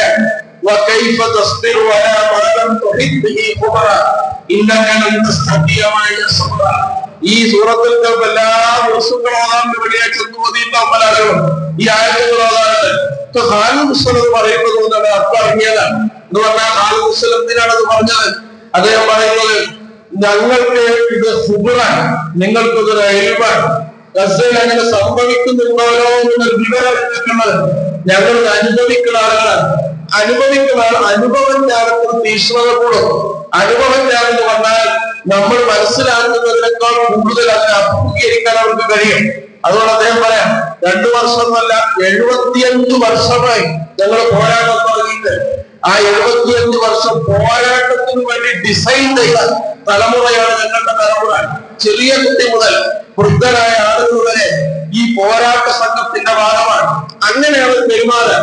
എന്റെ കൂടെ നിൽക്കുന്ന ആളിൽ ഗസയിലെ പ്രധാനമന്ത്രിയാണ് ഇസ്മായിൽ ഹനിയാണ്. ഈ ഗസയിലെ പ്രധാനമന്ത്രിയും അതുപോലെ തന്നെ ഗസയിലെ ചെറിയ കുട്ടിയും ഒരേപോലെയാണ് പെരുമാറുക, ഒരേപോലെയാണ് പ്രതിസന്ധികളെ ഫേസ് ചെയ്യുക. കാരണം ആ പരിശീലനം ഞങ്ങൾക്കുണ്ട്. ഇപ്പൊ 200 ആൾക്ക് ഭക്ഷണം കൊടുക്കുമ്പോ 201ാമത്തെ കുട്ടിയുടെ 6 വയസ്സായ കുട്ടിയാണെന്ന് വിചാരിച്ചോ, ഭക്ഷണം തീർന്നാൽ ആ കുട്ടി ഭക്ഷണം കിട്ടാതെ സങ്കടം കരയും. പക്ഷെ അപ്പുറത്തെ കുട്ടിയുടെ പാത്രത്തിൽ ഒരു തുള്ളി വച്ചെടുക്കില്ല, അല്ലെങ്കിൽ അല്പം ഭക്ഷണത്തിന്റെ കഷ്ടപ്പെടുത്തില്ല. കാരണം ഔന്നിത്യമുണ്ട്, എങ്ങനെയാണ് പോരാടി സംഘം പ്രവർത്തിക്കേണ്ടത് എന്ന പെരുമാറ്റം അവർക്കറിയാം. കാരണം 7.5 പതിറ്റാണ്ട് കൊണ്ട് ജനത ആർജിച്ച സംസ്കാരമാണ് ഗസ എന്ന് പറയുന്നത്. അതുകൊണ്ട് ആ ജനതയുടെ സംസ്കാരം അത് ഞങ്ങൾ ഖുബറാണ്. അതുകൊണ്ട് ഇതില്ലാത്ത നിങ്ങൾക്ക് ഒരിക്കലും അത് ക്ഷമിക്കാൻ കഴിയില്ല. നിങ്ങൾക്ക് ഇതിൽ ബേജാറുണ്ടാവും, ഫോട്ടോ കാണുമ്പോൾ കരച്ചിൽ വരും, വീഡിയോ കാണുമ്പോൾ അസ്വസ്ഥത ഉണ്ടാവും. പക്ഷെ ഞങ്ങൾ ഇതിനു വേണ്ടി ഇവിടെ ഖലീൽ അബൂ ഹയ്യ അദ്ദേഹം ഇസ്രായേലിന്റെ ആക്രമണത്തിൽ രക്ഷപ്പെട്ടതാണ്. അദ്ദേഹത്തിന്റെ മകൻ രക്തസാക്ഷിയായി. അപ്പൊ ഖലീൽ അബൂ ഹയ്യ പറയാണ്, ഇത് മശ്റൂബ് ഷഹാദയാണ്, ഇത് ഷഹാദത്ത് പ്രൊജക്റ്റാണ്. കാരണം എന്നാൽ ഞങ്ങൾക്ക് ആയുധം, സമ്പത്ത്, ലോകരാജ്യങ്ങളുടെ പിന്തുണയൊന്നുമില്ല. 2 ലക്ഷം കോടി രൂപയുടെ ആയുധങ്ങളാണ് അമേരിക്ക മാത്രം ഇസ്രായേലിന് കൊടുത്തിട്ടുള്ളത്. പിന്നെ കുറെ അറബ് രാജ്യങ്ങൾ വേറെ, അതുപോലെ തന്നെ യൂറോപ്യൻ രാജ്യങ്ങൾ പല ആളുകളും സഹായിച്ചു. ലോക രാജ്യങ്ങളുടെ സൈനിക ശക്തിയും സാമ്പത്തിക ശക്തിയും എല്ലാ തരത്തിലുള്ള ആയുധ ശക്തിയും ചേർന്ന് ഇസ്രായേലിനോട് 4 ഭാഗവും ഉപരോധിച്ച് നിർത്തപ്പെട്ട ഒരു ജനത എങ്ങനെയാണ് അത്ഭുതകരമായി ചെറുത്തു നിൽപ്പ് നടന്നത് ചോദിച്ചാൽ അത് നിങ്ങൾക്ക് മനസ്സിലാക്കാൻ കഴിയുന്നതിന് അപ്പുറത്തുള്ള കാര്യമാണ്. കാരണം ഞങ്ങൾ സ്വന്തം ശരീരത്തെ പ്രൊജക്റ്റ് ആക്കി വെച്ചിരിക്കാൻ, കാരണം വിശുദ്ധ ഖുദ്സിന്റെ മോചനത്തിന് വേണ്ടി ഞങ്ങൾക്ക് കഴിയുന്നത് ഞങ്ങൾ രക്തസാക്ഷിയാവുന്നതാണ്. വേറെ പരിപാടിയൊന്നുമില്ല, വേറെ നിവൃത്തിയില്ല. അതുകൊണ്ട് സ്വന്തം ശരീരത്തെ ബലിയർപ്പിച്ചുകൊണ്ട് ഖുദ്സിന്റെ മോചനത്തിന് ശക്തി പകരുക എന്ന എന്ന് പറയുന്ന മഹത്തായ ഒരു പോരാട്ടത്തിന്റെ ഏറ്റവും പ്രധാനപ്പെട്ട പദ്ധതി എന്ന് പറയുന്നത് അതുകൊണ്ട് തൊട്ടപ്പുറത്തിരിക്കുന്ന മകൻ രക്തസാക്ഷിയായി അബൂഹയ്യാദിൽ പറഞ്ഞതാണ്. അവിടെ 60,000 ആളുകളിൽ ഒരാൾ മാത്രമാണ് ഈ മകനെന്ന് അദ്ദേഹം പറയുന്നത്. മകനായി എന്നുള്ള സവിശേഷത അദ്ദേഹം കൽപ്പിച്ചില്ല. അവർ ഇങ്ങനെയുള്ള മനുഷ്യരെ ആ വിശുദ്ധ ഖുർആനിനോടുള്ള സമീപനത്തിൽ അവരെപ്പോഴും വെച്ചുപുലർത്തുന്നത് ഇപ്പോൾ ഞങ്ങൾക്ക് വേണ്ടി ഇറങ്ങിയതാണ്. ഈ പോരാട്ടം സ്ഥിരപ്പെടുത്താൻ ഈ വേദഗ്രന്ഥത്തിന് കഴിയും എന്നവർ മനസ്സിലാക്കുക. അതുകൊണ്ടാണ് നെഞ്ചോട് ഖുർആൻ അവർ ചേർത്ത് വെക്കുന്നത്, വിശുദ്ധ ഖുർആൻ അവർ ചേർത്ത് വെക്കുന്നത്. ഏത് പ്രയാസത്തിലും നിങ്ങൾ ആലോചിച്ച് നോക്കുക. അവർ വിശുദ്ധ ഖുർആനിൽ ഈമാൻ എന്ന് പറയുന്ന ഒരു നേഴ്സുണ്ട്, അവർ തുർക്കിയിലാണ് സജ്ജിലെ. അവര് ഗസയിൽ കുറെ കാലം അവിടെ ഹോസ്പിറ്റൽ ആരോഗ്യ പ്രവർത്തന രംഗത്ത് വളണ്ടിയറായി സേവനം എത്തിച്ച അവരുടെ ഡയറി കുറിപ്പുണ്ട്, അവർ ഗസയിൽ അനുഭവം എഴുതിയിട്ടുണ്ട്. അതിനവർ പറയാം, ഞങ്ങൾ അത്ഭുതപ്പെടുത്തിയ കാര്യം ഗസയിലെ ആളുകൾ വളരെ ഭീകരമായ രംഗമാണ് ഹോസ്പിറ്റലുകളിലുള്ളത്. ടെന്റുകൾ കെട്ടിയിട്ടാണ് അവരെ ചികിത്സിക്കാറുള്ളത്. ആ ഹോസ്പിറ്റലിലേക്ക് ഒരാൾ കിടക്കണമെങ്കിൽ അവന് ആ ഹാർട്ട് അറ്റാക്കിന്റെ കാർഡിയാക് അസുഖവുമായി ബന്ധപ്പെട്ട ഒന്നുമില്ല എന്ന് ഡോക്ടറുടെ സർട്ടിഫിക്കറ്റ് ഇല്ലാത്ത ഒരാളെ അതിന്റെ ഉള്ളിലേക്ക് കയറ്റില്ല. എന്നാൽ അത്ര ഭീകരമായ രംഗങ്ങളാണ്. ഞങ്ങൾ അവരോട് പറയും, നിങ്ങളിവിടെ കൊണ്ടുവരുന്നത് എന്താണ്? ഇവിടെ മരുന്നില്ല, ഇത് സർജറി ചെയ്യണം, അവയവങ്ങൾ കുട്ടിത്തുന്നണം, ഞങ്ങൾ എന്താണ് ചെയ്യുക എന്ന് ചോദിക്കുമ്പോൾ അവർ പറയും, ഞങ്ങൾ വിശുദ്ധ ഖുർആൻ പാരായണം ചെയ്യും. ആ സമയത്ത് ഞങ്ങളുടെ കാല് തുന്നിച്ചേർക്കുക, ഞങ്ങളുടെ കൈ തുന്നിച്ചേർക്കുക, മുറിഞ്ഞ ചെവി തുന്നിച്ചേർക്കുക. ഇതൊക്കെ ചരിത്രത്തിൽ ചരിത്രം പഠിച്ചവരാണ് നമ്മൾ. പക്ഷെ 1400 കൊല്ലങ്ങൾക്ക് ശേഷവും വിശുദ്ധ ഖുർആനിനെ തങ്ങളുടെ ജീവിതത്തിന്റെ ഏറ്റവും പ്രധാനപ്പെട്ട അവയവമായി വിശുദ്ധ ഖുർആനിനെ ഞങ്ങളുടെ സന്തത സാരായി ലോകം ഉപയോഗപ്പെടുത്തുന്ന ഒരു കാഴ്ച നമ്മൾ കാണുകയാണ്. അതുകൊണ്ട് പ്രിയപ്പെട്ടവരെ, വിശുദ്ധ ഖുർആനിൽ കൊണ്ട് നമ്മൾ വകവെച്ചു കൊടുക്കുക. രാവിലെ ഖുർആൻ പഠിക്കുമ്പോൾ വായിക്കുമ്പോൾ ഒരായത്തെങ്കിലും ആശയ സഹിതം ഖുർആൻ നമ്മൾ പഠിക്കാത്ത ഒരു ദിവസം ഉണ്ടാവരുത്. എന്റെ കാര്യത്തിൽ അള്ളാഹു എനിക്ക് അവതരിച്ചതാണ്, എനിക്ക് ഇറക്കിയതാണ് എന്ന ബോധത്തിലാണ് വിശുദ്ധ ഖുർആൻ നമ്മൾ എപ്പോഴും വായിക്കുന്നത്. വിശുദ്ധ ഖുർആൻ വായിക്കുക, അതുപോലെ തന്നെ ഹിഫ്ള് ചെയ്യുക, ഖുർആൻ പഠിക്കുക, ഖുർആനിൽ എനിക്ക് ഇറങ്ങിയതാണെന്ന വിചാരത്തോടുകൂടി ഖുർആനിനെ ശ്രദ്ധിക്കുക. 5ാമത്തെ കാര്യം എന്ന് പറയുന്നത് വിശുദ്ധ ഖുർആനിനെ അനുസരിച്ച് പ്രവർത്തിക്കുക, അതനുസരിച്ച് കർമ്മങ്ങൾ ചെയ്യണം. അതിന് കാലതാമസം ഉണ്ടാകരുത്. ഖുർആൻ സ്റ്റഡീസ് എന്ന് വന്നിട്ട് പറയാണ് ഇന്ന കാര്യങ്ങൾ എന്ന് ഇന്ന് ഖുർആനിനോട് അനുശാസനം പറഞ്ഞാൽ ആ ക്ലാസ് കഴിഞ്ഞ ഉടനെ പ്രാവർത്തികമാകണം. അതിന് തെറ്റിയാന്നറിയില്ല. ഹിജാബ് താഴ്ന്നു തുടങ്ങിയപ്പോ ആയിഷ ഞങ്ങളുടെ കൂട്ടത്തിലെ സഹാബി വനിതകള് നാളെ മാർക്കറ്റ് പോയി തട്ടം വാങ്ങിയിട്ട് മറക്കാമെന്ന് വിചാരിച്ചില്ല. അവരെന്താ ചെയ്യുന്നത്? കർട്ടനുകൾ, ബെഡ്ഷീറ്റുകൾ ഒക്കെ എടുത്ത് തല മറക്കുകയാണ്. ആ വസ്ത്രങ്ങൾ ശരീരത്തിലേക്ക് തൂക്കിയിടുകയാണ്. ആ ഉടനെ തന്നെ നടപ്പിലാക്കുകയാണ്. കള്ള് നിരോധിച്ചായ സമയത്ത് പല ആളുകളും വീട്ടിൽ കള്ള് സൂക്ഷിച്ചിട്ടുണ്ട്. കള്ള് അവർ കുടിക്കാൻ വേണ്ടി കയ്യിലെടുത്ത മനുഷ്യരുണ്ട്. വിനടിക്കാൻ സമയമായില്ലേ എന്ന് പറഞ്ഞപ്പോൾ എന്ന് പറഞ്ഞു എല്ലാവരും വലിച്ചെറിയാൻ നാളെയാവട്ടെ എന്നവർ വിചാരിച്ചില്ല. കാരണം വിശുദ്ധ ഖുർആൻ മനസ്സിലായാൽ ഉടനെ തന്നെ പ്രാവർത്തികമാക്കുക എന്ന് പറയുന്നത് വളരെ പ്രധാനപ്പെട്ട കാര്യമാണ്. നിങ്ങൾ ആലോചിച്ച് നോക്കേണ്ടത്, വിശുദ്ധ ഖുർആൻ അനേകം മനുഷ്യരെ ഹിദായത്തിൽ കൊണ്ടുവന്ന വേദഗ്രന്ഥമാണ്. അനേകം മനുഷ്യർക്ക് വിശുദ്ധ ഖുർആൻ വെളിച്ചം കാണിച്ചിട്ടുണ്ട്. അവർ ഖുർആൻ അനുസരിച്ച് ജീവിക്കുന്ന അനേകം മനുഷ്യർ ലോകം നമുക്ക് കാണാൻ കഴിയും. ഞാൻ നേരത്തെ പറഞ്ഞ 2-3 കാര്യങ്ങൾ ജീവിതത്തിൽ ചിലപ്പോൾ എല്ലാവർക്കും ഉണ്ടാവും. പഠിക്കുന്ന ആളുകളുണ്ടാവും, വായിക്കുന്ന ആളുകളുണ്ടാവും, ഹിപ്പ് ചെയ്യുന്ന ആളുകളുണ്ടാവും.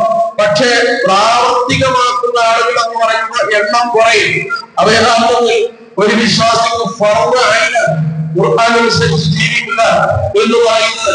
ഇപ്പൊ വിശുദ്ധ ഖുർആൻ എന്ത് പറഞ്ഞു, എന്ത് ചെയ്യരുത് എന്ന് ആ കാര്യങ്ങൾ യഥാർത്ഥത്തിൽ വിശുദ്ധ ഖുർആന്റെ ശാസ്ത്രങ്ങൾ, വിശുദ്ധ ഖുർആന്റെ അനുവാദങ്ങൾ, വിശുദ്ധ ഖുർആൻ നിഷിദ്ധമാക്കിയ കാര്യങ്ങൾ, വിശുദ്ധ ഖുർആൻ അനുവദനീയമാക്കിയ കാര്യങ്ങൾ, വിശുദ്ധ ഖുർആൻ പുണ്യകരമായി പഠിപ്പിച്ച കാര്യങ്ങൾ, ഈ കാര്യങ്ങളെല്ലാം വേർതിരിച്ച് മനസ്സിലാക്കി തന്റെ ജീവിതത്തിലേക്ക് കൊണ്ടുവരിക. പിന്നെ അത് ഏറ്റവും പ്രധാനപ്പെട്ട കാര്യമാണ്. വിശുദ്ധ ഖുർആൻ പ്രാവർത്തികമാക്കുക. അതിന്റെ തന്നെ ഭാഗമാണ് വിശുദ്ധ ഖുർആനിന്റെ വിധി ജീവിതത്തിന്റെ വിധിയായി സ്വീകരിക്കുക. 6ാമത്തെ കാര്യം എന്ന് പറയുന്നത് ഖുർആനിന്റെ ഹുക്മ് തന്റെയും ഹുക്മാണ് എന്ന് മനസ്സിലാക്കുക. ഖുർആൻ അനുസരിച്ച് ജീവിക്കാൻ ശ്രമിക്കുന്ന ആളുകൾ ഖുർആൻ അനുസരിച്ച് വിധി കൽപ്പിക്കുന്ന ആളുകൾ വളരെ കുറവാണ്. എന്നാലും ഖുർആനെ കാര്യം ഭർത്താവിന്റെ പ്രശ്നമുണ്ടായി ഒരു മധ്യസ്ഥനായ ആളുകൾ പറയാണ്, നിങ്ങളുടെ കാര്യത്തിൽ അള്ളാന്റെ തീരുമാനങ്ങളെ ഖുർആൻ തന്നെയാണ് പറയുന്നത് എന്ന് ഒരാൾ പറഞ്ഞാൽ പിന്നെ അയാൾ അനുസരിക്കുന്ന നിർബന്ധമാണ്. പിന്നെ തള്ളാൻ പാടില്ല. പറയുന്നത് പിന്നീട് നമുക്ക് അത് വിധിച്ചു 2 പ്രശ്നം ഉണ്ടാവുമ്പോൾ ചിലപ്പോൾ ഒരാൾക്ക് അല്പം പ്രയാസം ഉണ്ടാവുന്ന ഒരു വിധി രണ്ടാൾക്ക് സമാധാനം ഉണ്ടാവില്ല. ആ മനുഷ്യന് മനസ്സിൽ അതിലൊരു അതൃപ്തി തോന്നിയാൽ, എന്തെങ്കിലും നീരസം പ്രകടിപ്പിച്ചാൽ അവൻ ഇസ്ലാമിൽ നിന്ന് പുറത്താണ് എന്ന് വിശുദ്ധ ഖുർആൻ പറയാൻ. നിങ്ങൾക്ക് അല്ലാഹുവിന്റെ വിധി പറ്റില്ല എന്നല്ല പറയണത്, മനസ്സിൽ എന്തേ പകരം പറഞ്ഞു എന്ന് തോന്നാൻ പാടില്ല അതാണ് പറയാൻ. അതുകൊണ്ട് വിശുദ്ധ ഖുർആനിലെ വിധി നമ്മുടെ ശരീരയും തെറ്റിന്റെയും മാനദണ്ഡമായി നമ്മൾ അംഗീകരിക്കുക എന്ന് പറയുന്നത് വളരെ പ്രധാനപ്പെട്ടതാണ്. നിങ്ങൾ ആലോചിച്ച് നോക്കുക, അതിന് ചോയ്സ് ഇല്ല. കുറച്ച് നമ്പുരാൻ ഒരു കാര്യം പറഞ്ഞു തല മറക്കണം എന്ന് പറഞ്ഞാൽ പിന്നെ തല മറക്കലാണ്. പിന്നെ അതിന് ചോയ്സ് ഇല്ല. ഔറത്ത് ഏതാണെന്ന് പറഞ്ഞാൽ അത് ഔറത്താണ്. പിന്നെ എനിക്ക് ഇഷ്ടമുള്ള കാര്യം മറക്കാൻ പറ്റില്ല. വിശ്വാസം സംബന്ധിച്ചിടത്തോളം അതില് അല്ലാഹുവിന്റെ ഹുക്മിൽ ചോയ്സുകളില്ല. നമുക്ക് ഇഷ്ടവും അനിഷ്ടവും പ്രകടിപ്പിക്കാൻ പറ്റില്ല. സൗകര്യത്തിനും സമയത്തിനും എടുക്കാൻ പറ്റില്ല. അപ്പൊ വിധി എന്ന് പറയുന്നത് എല്ലാ സമയത്തും ഒരേപോലെയാണ്. അതനുസരിച്ച് ജീവിക്കാൻ പറ്റുന്ന സാഹചര്യമുള്ളിടത്ത് നമ്മൾ ജീവിക്കണം. സാഹചര്യമില്ലെങ്കിൽ സാഹചര്യം ഉള്ളിടത്തേക്ക് നമ്മൾ മാറണം. അങ്ങനെയല്ലോ. ഇപ്പോൾ സ്കൂളിലെ കുട്ടിയുടെ വാപ്പ ചേർത്തു, അവിടെ ഹിജാബ് പറ്റില്ല എന്ന് പറഞ്ഞാൽ അവിടെ ഹിജാബ് പറ്റുന്ന സ്കൂളാ നാട്ടിലുണ്ടെങ്കിൽ അവിടെ ചേർക്കണം. ഹിജാബ് ഇല്ലാത്ത സ്കൂൾ കുട്ടിയെ പഠിപ്പിച്ച രക്ഷിതാവ് തെറ്റുകാരനാണ്. അയാൾ ഇസ്ലാമികമായി തെറ്റ് ചെയ്ത മനുഷ്യനാണ്. കാരണം അയാൾക്ക് വേറെ സ്കൂളുണ്ട്, നാട്ടിൽ എല്ലാ സ്കൂളും ഹിജാബ് പറ്റില്ല എന്നുണ്ടെങ്കിൽ മാത്രമേ നിർബന്ധിതാവസ്ഥയുള്ളൂ. അപ്പൊ പടച്ചവന്റെ വിധി നടപ്പിലാക്കാൻ പറ്റുന്ന സാഹചര്യങ്ങളാണ് വിശ്വാസം എപ്പോഴും തെരഞ്ഞെടുക്കേണ്ടത്. അത് ഓപ്ഷനാണ് തെരഞ്ഞെടുക്കേണ്ടത്. അതുകൊണ്ട് മരണസമയത്ത് ഒന്നാളെ സമയത്ത് വടക്കുകള് ഒരു മനുഷ്യൻ പറയും, എനിക്ക് ഇന്ന സംഗതി ചെയ്യാനുള്ള അവസരം ഉണ്ടായില്ല, സാഹചര്യം ഉണ്ടായില്ല, ഞങ്ങൾ ജീവിക്കുന്ന നാട്ടിൽ അത് നടപ്പിലാക്കാൻ കഴിഞ്ഞില്ല എന്ന് പറയുമ്പോൾ മടക്കാളി മനുഷ്യനോട് പറയും, നീ അള്ളാന്റെ കൂടി വിശാലമായില്ലേ, ഈ ജില്ല മറ്റേ ജില്ലയിൽ പോയിക്കൂടെയോ അല്ലെങ്കിൽ വേറെ രാജ്യം തന്നെ പോയിക്കൂടെയോ? അങ്ങനെ അള്ളാന്റെ കൂടി അതിവിശാലമാണ്, നീ ഇങ്ങനെ കുടുങ്ങി അടക്കാറാൻ ജീവിക്കേണ്ട ആവശ്യം ഉണ്ടായിട്ടില്ല എന്ന് ആ സമയത്ത് പറയും. അത് നടപ്പിലാക്കാൻ അവസരം കിട്ടില്ല. അപ്പൊ യഥാർത്ഥത്തിൽ അള്ളാഹുവിന്റെ വിധി അനുസരിച്ചാണ് ഒരാൾ ജീവിക്കേണ്ടത്. ഖുർആനിന്റെ ഹുക്മിന്റെ മാനദണ്ഡമായി സ്വീകരിക്കുക അത് വിശ്വാസത്തിന് നിർബന്ധമാണ്. ഖുർആനിലൊന്നും പലിശ പാടില്ല. പലിശയിലെ ഏറ്റവും താഴ്ന്ന ഭാഗം എന്ന് പറയുന്നത് സ്വന്തം മാതാവിന്റെ കർമാനകത്തിൽ വെച്ച് വ്യഭിചരിക്കുന്നതിന് ഇവരെല്ലാം മഹാഭാരതമാണ് എന്നാണ് പറയുന്നത്. അപ്പൊ ഇങ്ങനെയുള്ള ഈ കാര്യങ്ങൾ ഖുർആൻ പറഞ്ഞു കഴിഞ്ഞാൽ പിന്നെ അത് ഓപ്ഷനുകളില്ല, ചോയ്സുകളില്ല. അത് ചോയ്സ് എന്ന് പറഞ്ഞാൽ അള്ളാന്റെ ഹുക്മാണ്. നമുക്ക് ഏറ്റവും പ്രധാനപ്പെട്ടത് നിങ്ങൾ ആലോചിച്ച് ഫാത്തിമ റളിയല്ലാഹു റസൂലുള്ളാഹിന്റെ ഏറ്റവും പ്രിയപ്പെട്ട മകള് ഫാത്തിമ റളിയല്ലാഹു അൻഹയെ കുറിച്ച് നബിതിരുമേനി പറയുന്നത്, ഫാത്തിമത്തു നബി, ഫാത്തിമയുടെ കരളിന്റെ രസമാണ്. ഫാത്തിമയെ ആരെങ്കിലും സ്നേഹിച്ചാൽ അവൻ എന്നെ സ്നേഹിച്ചവനെ പോലെയാണ്. അതുപോലെ എല്ലാ മക്കളെയും റസൂൽ സ്നേഹിച്ചിട്ടുള്ള നബിതിരുമേനിയുടെ മൂത്ത മകളാണ് സൈനബ് റളിയല്ലാഹു അൻഹ. അവർ ഹിജ്റ പോകുന്ന സമയത്ത് ശത്രുക്കൾ അവരെ ഒട്ടകത്തിന് കുളിക്കാൻ അവരെ തള്ളിയിടാൻ ശ്രമിക്കുക. ഒട്ടകത്തിന്റെ മുകളിൽ ഒരു കുഴിലാണ്. അക്കാലത്ത് സ്ത്രീകൾ അങ്ങനെയാണ് യാത്ര ചെയ്തിരുന്നത്. ആ കൂടടക്കം ഒരു പാറക്കൂട്ടത്തിലേക്ക്, ഒരു കല്ലിന്റെ കൂട്ടത്തിലേക്ക് വീഴുകയാണ്. അവരെ ക്ഷതമേറ്റു. ഗർഭിണിയായിരുന്ന ദൈവം അവരുടെ ഗർഭം മനസ്സിൽ ഇതറയുടെ രക്തസാക്ഷി എന്ന പേരിൽ ചരിത്രത്തിൽ അറിയപ്പെടുന്നത്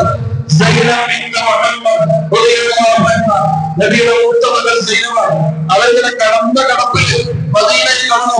അവരുടെ പ്രാഥമിക ആവശ്യങ്ങൾ പോലും നിർവഹിച്ചു കൊടുത്താൽ ആ കുട്ടിയെ സഹായിച്ച പിതാവിന്റെ പേരാണ് മുഹമ്മദ് റസൂലുള്ളാഹി സ്വല്ലല്ലാഹു അലൈഹി വസല്ലം. സ്വന്തം പേരുകൾ ആരോപിച്ചുകൊണ്ട് 7 മക്കളുടെ ലഭിക്കുന്നതായിരിക്കും. താൻ ജീവിച്ചിരിക്കുന്ന 6 മക്കളുടെയും മയ്യത്ത് നിസ്കരിച്ച പിതാവ്, 6 മക്കൾക്ക് കുഴിവെട്ടിയ പിതാവ്, 6 മക്കളുടെയും ജനാധിപത്യ പിതാവ് മുഹമ്മദ് മുസ്തഫ സ്വല്ലല്ലാഹു അലൈഹി വസല്ലം. ഇപ്പൊ മക്കളെ നബിതിരുമേനി കൂട്ടിപ്പിടിച്ചതുപോലെ ലോകത്തിൽ പിതാവ് കൂട്ടിപ്പിടിച്ച ചരിത്രം നമുക്കറിയില്ല. നബി ഒരു സദസ്സിലേക്ക് വന്നാൽ എഴുന്നേറ്റ് നിൽക്കുകയാണെന്ന് നബി എല്ലാവരും പറയും. പക്ഷേ നബിതിരുമേനി എവിടെയെങ്കിലും ഇരിക്കുകയാണെങ്കിൽ ഫാത്തിമ റളിയല്ലാഹു അൻഹ വന്നാൽ നബി എഴുന്നേൽക്കും. അവരെ ആലിംഗനം ചെയ്യും, അവരുടെ നെറ്റിയിൽ ചുംബിക്കും. ഏത് യാത്ര കഴിഞ്ഞാലും നബി സ്വല്ലല്ലാഹു അലൈഹി വസല്ലം ഫാത്തിമയുടെ മുന്നിൽ നല്ല മണ്ണ് കിട്ടിയാൽ അത് 2 ഭാഗമാക്കി മാറ്റി വെക്കുന്ന സുന്ന. ഒരു ഭാഗം ഫാത്തിമക്കുള്ളതാണ് എന്ന് നബി സ്വല്ലല്ലാഹു അലൈഹി വസല്ലം പറയും. അതുപോലെ യാത്ര കഴിഞ്ഞ് നബി തിരുമേനി എത്തുന്ന ഫാത്തിമയുടെ വീട്ടില് ഫാത്തിമ റളിയല്ലാഹു അൻഹ കിടക്കുന്ന കട്ടില് നബി തിരുമേനി കിടക്കും. ഏത് പണിയുടെ തിരക്കാണെങ്കിലും ഫാത്തിമ റളിയല്ലാഹു അൻഹ ഓടി വന്ന് വീണ വായിക്കുന്ന എന്നൊരു നബി പോയതിനു ശേഷമാണ് ബാക്കിയുള്ള കാര്യങ്ങളിലേക്ക് ഒരു പോകാറുള്ളത്. അതുകൊണ്ടാണ് ഫാത്തിമ റളിയല്ലാഹു അൻഹയും നബി തിരുമേനിയും തമ്മിലുള്ള സ്നേഹത്തിന് ഒരുപാട് കാരണങ്ങളുണ്ട്. ആ ഫാത്തിമ റളിയല്ലാഹു അൻഹയെ കുറിച്ച് പറയുന്നത്, എനിക്ക് ഫാത്തിമയോടുള്ള സ്നേഹം എല്ലാവർക്കും അറിയാവുന്ന കാര്യമാണ്. വല്ലാഹി ലൗ സദിഖത് ഫാത്തിമ എനിക്ക് മകളോട് സ്നേഹമുണ്ട്. പക്ഷെ അതിനേക്കാൾ വലുത് അല്ലാഹുവിനോട്, അല്ലാഹുവിന്റെ ശരീഅത്തിനോട്, ഇസ്ലാമിന്റെ ശരീഅത്തിനോട് ഒരു വിശ്വാസിയുടെ ധനമാണെന്ന്. മക്കളോടുള്ള സ്നേഹവും ഭാര്യയോടുള്ള സ്നേഹവും ഭർത്താവിനോടുള്ള സ്നേഹവും ഉപ്പാനോടുള്ള സ്നേഹം ശരീഅത്തിനേക്കാൾ വലുതില്ല. അതുകൊണ്ട് മക്കളല്ലേ എന്ന വിചാരം ഇസ്ലാമിക ശരീരത്തിന്റെ അടുത്ത മാത്രമാണ്. അത് ലംഘിച്ച മക്കളില്ല. അതുപോലെ തന്നെ ലംഘിച്ച ഏറ്റവും പ്രിയപ്പെട്ടവരായാലും അത് ചോദ്യം ചെയ്യുന്നു. അപ്പൊ അങ്ങനെ യഥാർത്ഥത്തിൽ ഫാത്തിമ റളിയല്ലാഹു അൻഹയോട് സ്നേഹമുണ്ട്. പക്ഷെ അതിനേക്കാൾ ശരീരത്തിനോട് പ്രതിബദ്ധത ഉണ്ടാവുമെന്ന് പഠിപ്പിക്കാൻ അല്ലാഹുവിന്റെ ഹുക്മിനോട് നിങ്ങൾക്ക് കമ്മിറ്റ്മെന്റ് ഉണ്ടാവുമെന്ന് പഠിപ്പിച്ചിട്ടില്ല റസൂലുള്ളാഹി സ്വല്ലല്ലാഹു അലൈഹി വസല്ലം. അതുകൊണ്ട് അല്ലാഹുവിന്റെ ഗ്രന്ഥം വിധിയുടെ മാനദണ്ഡമായി സ്വീകരിക്കാത്തത് പ്രധാനപ്പെട്ടതാണ്. 7ാമത്തെ കാര്യം എന്ന് പറയുന്നത് വിശുദ്ധ ഖുർആനിനെ ദിക്ർ ചെയ്യുക എന്നതാണ്. ദിക്ർ എന്ന് പറഞ്ഞാൽ സാധാരണ നമുക്ക് മനസ്സിലാവുന്ന ദിക്റിനെ കുറിച്ചല്ല ഞാൻ പറയുന്നത്. നേരത്തെ സൂചിപ്പിച്ച ദിക്റല്ല. ദിക്ർ എന്ന് പറഞ്ഞാൽ അറബി ഭാഷയിൽ ഉൾക്കൊള്ളുക എന്നൊരർത്ഥമുണ്ട്. വിശുദ്ധ ഖുർആൻ വഹീന്റെ ഇൽമാണ്. വഹീന്റെ ഇൽമിന്റെ പ്രത്യേകത എന്താണ്? തെറ്റാൻ സാധ്യതയില്ലാത്ത തെറ്റൂല ഉറപ്പുള്ള ഇൽമാണ്. ബാക്കിയുള്ള ഇൽമെന്താണ്? തെറ്റാൻ സാധ്യതയുണ്ട്. അപ്പൊ നമ്മളൊക്കെ പഠിക്കാൻ പോകുമ്പോ നമ്മളെ മക്കള് CBSE സ്കൂളിൽ പോകുന്ന ആളുകളുണ്ട്, പ്രധാനപ്പെട്ട സ്കൂളുകളിൽ പോകുന്ന ആളുകളുണ്ട്. നല്ല ഫീസ് കൊടുത്ത് നമ്മൾ പഠിപ്പിക്കാം. മദ്രസയിൽ നമ്മൾ പഠിപ്പിക്കുന്നുണ്ട്. മദ്രസയിൽ ഫീസ് കൊടുക്കാൻ കുറച്ച് ബുദ്ധിമുട്ടാണ്. മറ്റൊരു അഡ്വാൻസ് ആണ് കൊടുക്കാം. സദൃസ്ഥാൻ 4 വിദ്യക്ക് എഴുതാനാണ് മദ്രസയിലെ ഫീസ് അടക്കാൻ. അവിടെ മനോഭാവത്തിൽ വ്യത്യാസമുണ്ട്. കാരണം നമ്മൾ പോകുന്ന ബാഗൊക്കെ വെച്ച് പോണ വണ്ടി കയറി പോണെന്നാൽ തെറ്റാൻ സാധ്യതയുള്ള ഒരു വിവരം പഠിക്കാൻ പോവാണ്. മറ്റേ തെറ്റൂല ഉറപ്പുള്ള വിവരം. 2 വ്യത്യാസമുണ്ട്. ഒരിക്കൽ തെറ്റാൻ വണ്ണിന്റെ കഴിവാണ്. ഇസായത്തിന്റെ കഴിവിന്റെ പ്രത്യേകത അത് കളപ്പില്ല. അതുകൊണ്ടാണ് അലി ഇബ്നു അബീ ത്വാലിബിനെ കുറിച്ചൊരു കഥയുണ്ട്. അലി റളിയല്ലാഹു അൻഹു അദ്ദേഹം വീട്ടിലിരിക്കുന്ന സമയത്ത് ഭക്ഷണം കഴിക്കുന്ന സമയത്ത് ഫാത്തിമ റളിയല്ലാഹു അൻഹ പറയാണ്, എനിക്കൊരു ഉമ്മാൻ കഴിക്കാൻ താല്പര്യമുണ്ട്, ഒരു ഉമ്മാൻ കഴിക്കാൻ ആഗ്രഹമുണ്ട്, നിങ്ങളൊന്ന് മാർക്കറ്റിൽ പോയി വാങ്ങിക്കൊണ്ടുവരും എന്ന് പറഞ്ഞപ്പോ ഭക്ഷണം കഴിച്ചതിന് ശേഷം അലി റളിയല്ലാഹു അൻഹു മാർക്കറ്റിൽ പോവാൻ ഒരു ഉമ്മാൻ വാങ്ങിക്കാൻ വരുന്ന സമയത്ത് ഒരു യാതൊരുമായ മനുഷ്യനെ കാണാൻ. ആ മനുഷ്യൻ ഭക്ഷണത്തിന് ആവശ്യമുണ്ട്, വിശക്കുന്നുണ്ട്. പതിവൊന്നാന്ന് പറഞ്ഞ എന്റെ വയറ്റിൽ നിന്നൊരു ആഗ്രഹമാണ്, ഭക്ഷണം കഴിച്ചതിന് ശേഷമുള്ള ആഗ്രഹം. ഈ മനുഷ്യൻ ഭക്ഷണം തന്നെ കഴിച്ചിട്ടില്ല, അപ്പൊ ഉമ്മാൻ അദ്ദേഹം കൊടുക്കാൻ, ആ ഉമ്മാൻ കൊടുത്തിട്ട് വീട്ടിലേക്ക് വെറും കൈയാണ് പറയാൻ, ഈ കാര്യം ഫാത്തിമയോട് പറയാൻ. ഫാത്തി പറഞ്ഞു താങ്കൾ പുണ്യം ചെയ്തു, നന്മ ചെയ്തു എന്ന് പറഞ്ഞതിൽ അംഗീകരിക്കാൻ. കുറച്ചു കഴിഞ്ഞപ്പോൾ മനുഷ്യൻ ഒരു കവറിലിങ്ങനെ ആ ഉമ്മാനുമായി വീട്ടിലേക്ക് വരെ ഉള്ള സമയത്ത് അറിയുന്നതാണ്, ഇത് നിങ്ങൾക്കുള്ളതാണ്, നിങ്ങൾക്ക് ഒരാൾ നന്നായി കൊടുത്തയച്ചാൽ കഴിവില്ല, നിനക്ക് ആള് തെറ്റിയതായിരിക്കും, എനിക്കുള്ളതല്ല, അല്ല നിങ്ങളുടെ വീട്ടിൽ തരാൻ പറഞ്ഞതാണ്. അപ്പൊ അലിവെന്നാണെന്ന് വാങ്ങി നോക്കുമ്പോ 9 ഉമ്മാനുള്ളത്. അപ്പൊ അലിവെന്നാണ് വീട്ടിലുള്ളതല്ല, ഇത് എനിക്കുള്ളതാണെങ്കിൽ 10 ഉണ്ടാകും, ഒന്ന് കുറവാണ്. കാരണം ഒരു നന്മ ചെയ്താൽ 10 അപ്പൊ ഉറപ്പിക്കുന്നത്. അപ്പൊ ഞാനൊരു നന്മ ചെയ്തിട്ടുണ്ട്, ആ നന്മക്ക് കിട്ടുമ്പോൾ 9 പറ്റില്ല, 10 എന്തായാലും ഉറപ്പാണ്. അപ്പൊ മനുഷ്യൻ പറയാം ഒന്നിന്റെ കയ്യിലുണ്ട്, ഒരാൾക്ക് 10 ഇതുണ്ട്. അപ്പൊ നിസാരത്തിന്റെയും മഹിന്റെയും മുമ്പിൽ അത് പിന്നെ ശരിയാണെങ്കിൽ അത് സംശയത്തിന് വെറുപ്പില്ല, അത് സംശയത്തിന് ഉറപ്പുണ്ടാവാൻ പാടില്ല. അതുകൊണ്ടാണ് പഠിച്ചവരുടെ ദ്വാരക്കുള്ള സമയത്ത് നബിതിരുമേനി പറയാണ്, നിങ്ങൾ അള്ളാഹുവിനോട് ദ്വാരക്കുള്ള സമയത്ത് പഠിച്ചോ കേട്ടാൽ കേട്ടു, ഇല്ലെങ്കിൽ കുഴപ്പമില്ല എന്നുള്ള ദ്വാര പാടില്ല, എന്തായാലും ഒന്ന് സ്വീകരിക്കും എന്ന ഉറപ്പില്ലാതെ അള്ളാഹുവിനോട് പ്രാർത്ഥിക്കരുത്. ചോദിക്കുമ്പോ ഏറ്റവും വലുത് ചോദിക്കുക എന്ന് വിശ്വാസം പറയാൻ. അള്ളാഹുവിനോട് ചോദിക്കുമ്പോ 5 സെന്റും കൂടെ അല്ല 50 സെന്റും കൂടെ ചോദിച്ചോ, കാരണം തരാൻ സാധ്യതകളാണ്, കഴിവുള്ളവരാണ് എന്ന് ആ വിചാരത്തിൽ അള്ളാഹുവിനോട് ചോദിക്കാൻ. അപ്പൊ ഒന്ന് തരാതിരുന്നെങ്കിൽ വേണ്ടോ, ഒരു കാരണം ഉണ്ടാവും. പടച്ചത് എപ്പോഴും ചോദിച്ചിട്ട് ഒരു കാര്യം തരാതെ മരിച്ചുപോയി പരലോകത്തെത്തുന്ന സമയത്ത് അതിന്റെ പ്രതിഫലം നിങ്ങൾ തന്നതിനും ആ വരുന്ന സമയത്ത് ഈ അടിമ അള്ളാഹുവോട് പറയും, അള്ളാഹുവേ ഭൂമിയിൽ എന്റെ എല്ലാ പ്രവർത്തനങ്ങളും സ്വീകരിക്കാതെ എന്ന് പറഞ്ഞാൽ അത്രയും മഹത്തായ പ്രതിഫലമാണ് ഒരാളുടെ ദ്വാരത്തിൽ അപ്പൊ ഇങ്ങനെ നിങ്ങൾ ആവുക എന്ന് പറയുന്നത് വിശുദ്ധ ഖുർആനിനെ അതേപടി അത് സത്യമാണെന്ന് വിശ്വസിക്കുകയും കലർപ്പില്ല എന്ന് വിശ്വസിക്കുകയും അതിന് ഏറ്റവും കൂടുതൽ പ്രാധാന്യം നൽകുകയും അതിനെ സമ്പദ സർക്കാരിനെ കൊണ്ടുവരികയും ചെയ്യാം. ഇതേപോലെ വിശുദ്ധ ഖുർആൻ അതിന് സയൻസ് ഉണ്ട്, മാത്തമാറ്റിക്സ് ഉണ്ട്, ചരിത്രമുണ്ട്, അനേകം വിജ്ഞാന ശാഖകളുണ്ട്, സമുദ്രശാസ്ത്രമുണ്ട്.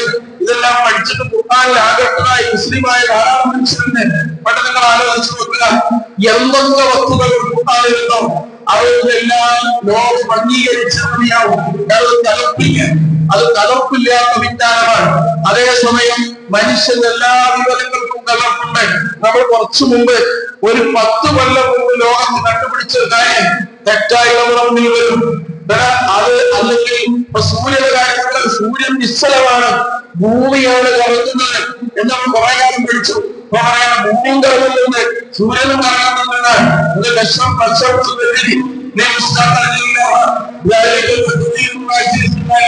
എല്ലാ ദിവസവും യാസീനും ഒന്നാളുകൾ സൂര്യനും കറങ്ങുന്നുണ്ടെന്ന് പറയുന്നത്. അപ്പൊ 10 കൊല്ലം മുമ്പ് ഒരാള് ഇതിപ്പോ എന്താ ഇങ്ങനെ എന്ന് വാർത്ത ചോദിച്ചിട്ടുണ്ടാവും. പക്ഷേ അത് തെറ്റാൻ സാധ്യതയുള്ള ഒരു വിവരമായിരുന്നു. ഇത് തെറ്റാത്ത വിവരമാണ്. നിങ്ങൾ വലിയ പ്രാധാന്യം കൊടുക്കുക. ഇത് നമ്മൾ അതേപടി ഉൾക്കൊള്ളുക, ഒരു സംശയങ്ങളില്ലാതിരിക്കുക എന്ന് പറയുന്ന ദിക്ർ എന്ന പദം വിശുദ്ധ ഖുർആനിൽ അത്ര ചില പ്രയോഗങ്ങൾ ഉപയോഗിച്ച് നമുക്ക് കാണാൻ കഴിയും. അവസാനമായി വിശുദ്ധ ഖുർആനിലുള്ള സമീപനത്തിലെ ഏറ്റവും പ്രധാനപ്പെട്ട എന്ന് പറയുന്നത് ഫിക്റാണ്. അല്ലാതെ ഫിക്ർ ഒരടിമക്ക് ഫർദായിനാണ്, നിർബന്ധമാണ്. ഫിക്ർ എല്ലാവർക്കും ഫർദായിനാണ്. വിശുദ്ധ ഖുർആനിനെ കുറിച്ച് 2 കാര്യങ്ങളുണ്ട്. ഒന്ന് തദബ്ബുർ ചെയ്യാൻ, മറ്റൊന്ന് ഫിക്ർ ചെയ്യാൻ. തദബ്ബുറിനെ കുറിച്ച് അതിന് ആഴത്തിലുള്ള പഠനമാണ്, ചിന്തയാണ്, അവഗാഹമാണ്. ഇത് ഫർദ് കിഫായാണ്, എല്ലാവർക്കും നിർബന്ധമില്ല. കാരണം സാധിക്കുന്ന ആള് പഠിച്ചാൽ മതി. ഖുർആൻ പഠിക്കുക, ആഴത്തിൽ അതിന് ഗവേഷണം ചെയ്ത് അതിലെല്ലാ തഫ്സീറുകളും ഭാഷകളും ഒക്കെ പഠിക്കാൻ നമുക്ക് എല്ലാവരും സംബന്ധിച്ചിടത്തോളം പാഴീയമാവില്ല. പക്ഷെ ഫിക്ർ ഫർദായിട്ടാണ്. ഫർദായിട്ടാണെങ്കിൽ എല്ലാവർക്കും ചെയ്യാൻ പറ്റുന്ന കാര്യമായിരിക്കണം. ചെയ്യാൻ പറ്റാത്ത ഒരു കാര്യം അള്ളാഹു ഒരു മനുഷ്യനും ഫർദാക്കില്ല. അത് വളരെ പ്രധാനപ്പെട്ടതാണ്. ഏത് മനുഷ്യനും അന്റാർട്ടിക്കയിലാണ് ജീവിച്ചാലും ആഫ്രിക്കയിലാണ് ജീവിച്ചാലും ജക്കാർത്തയിലാണ് ജീവിച്ചാലും നമ്മുടെ നാട്ടിൽ ജീവിച്ചാലും അയാൾക്ക് പറ്റുന്ന കാര്യം ഭൂമിയിൽ ഫർദുണ്ടാവണം. ആ ഫർദിന്റെ പ്രത്യേകത. അപ്പൊ ആ ഫർദ് എന്ന് പറയുന്നത് എല്ലാവർക്കും പറ്റുന്നതായത് കൊണ്ടാണല്ലോ ഫർദായി. എന്ന് പറയുന്നത് അതെന്താണ് നമ്മൾ മനസ്സിലാക്കേണ്ടത്? നമുക്ക് നമ്മളെ കുറിച്ചുള്ള ചിന്തയാണ് ഫിക്ർ എന്ന് പറയുന്നത്. സഹാബികൾക്ക് എല്ലാവർക്കും അങ്ങനെ ഉണ്ടായിരുന്നു. അബൂബക്കർ റളിയല്ലാഹു അൻഹു ഹൻദല റളിയല്ലാഹു അൻഹുവിനോട് പറയുന്നത്, അങ്ങനെ അബൂബക്കർ റളിയല്ലാഹു അൻഹു പറയുന്നത് അള്ളാഹു മുനാഫിക്കായി. അപ്പൊ അബൂബക്കർ റളിയല്ലാഹു അൻഹു അത്ഭുതപ്പെടാൻ എന്ത് പറ്റി ഹൻദല എന്ന് ചോദിക്കുമ്പോ, നമ്മൾ നബിന്റെ അടുത്ത് പോയി ക്ലാസ് കൊണ്ട് കേൾക്കുമ്പോ ഭയങ്കര ഈമാനാണ്, നമുക്ക് നാളെ നന്നായി കളയാം എന്ന വിചാരം നമുക്കുണ്ട്. പക്ഷെ പുറത്തിറങ്ങിയാൽ നമ്മൾ കുട്ടികളെ കുടുംബങ്ങളെ കച്ചവടം അറിഞ്ഞാൽ ഇതൊക്കെ ശ്രദ്ധ പോകാൻ ഈ അസുരക്കുണ്ട്. അതുകൊണ്ടാണ് ഞാൻ മുനാഫിക്കായി എന്ന് പറയുന്നത്. അബൂബക്കർ റളിയല്ലാഹു എനിക്കും അങ്ങനെ കുറച്ച് തകരാറുണ്ട്, നമുക്ക് നബിന്റെ അടുത്ത് പോവാം എന്ന് പറഞ്ഞിട്ട് അവർ കറക്റ്റ് ചെയ്യാൻ അവർക്ക് എപ്പോഴുള്ള വിചാരം അവനവനെ കുറിച്ചുള്ള വിചാരങ്ങൾ. ഇതിലേക്ക് നിങ്ങൾ ആലോചിച്ചു, അദ്ദേഹം ഇവിടെ വിശുദ്ധ ഒരു ക്ലാസ് എടുത്ത് പ്രാർത്ഥനയൊക്കെ കഴിഞ്ഞാൽ ഉടനെ അബൂബക്കർ റളിയല്ലാഹു ചോദിക്കും, നബിയെ ഞാൻ സ്വർഗത്തിൽ പോകണേ എന്ന് അബൂബക്കർ റളിയല്ലാഹു ചോദിക്കും. അവൻ നബി പറയും, നിങ്ങളെ സ്വർഗത്തില് നബി തിരുമേനി ഒരിക്കൽ പറയാം, സ്വർഗത്തിൽ 8 കവാടങ്ങളുണ്ട്. 8 കവാടങ്ങൾ സ്വർഗത്തിലുണ്ട്. 8 ബാബുൽ ഈമാൻ, ബാബുസ് സലാ, ബാബുസ് സക്കാ, ബാബുൽ ഇയ്യാൻ, ബാബുൽ ഹജ്ജ്, ബാബുൽ ഖുറൂൻ, ബാബുൽ നാമിനൽ, ബാബുൽ ജിഹാദ് ഫീ സബീലില്ലാഹ്. ഇങ്ങനെ ഓരോ കേസിനെ കുറിച്ച് നബി പറയാം. അപ്പൊ അബൂബക്കർ റളിയല്ലാഹു അൻഹു ചോദിക്കാൻ, നബി 8 കവാടത്തിലൂടെ എനിക്ക് കഴിയും, എനിക്ക് സാധിക്കും. താങ്കൾ അവരിൽ പെട്ടവരാണ്. 8 കവാടങ്ങളിലൂടെ നിങ്ങൾക്ക് പോകാം.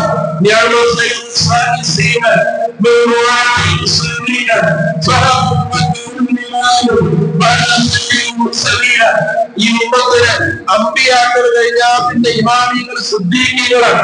സിദ്ദീഖീങ്ങളുടെ കൂട്ടത്തിൽ ഏറ്റവും പ്രഗത്ഭനാണ് അബൂബക്കർ സിദ്ദീഖ് റളിയല്ലാഹു അൻഹു.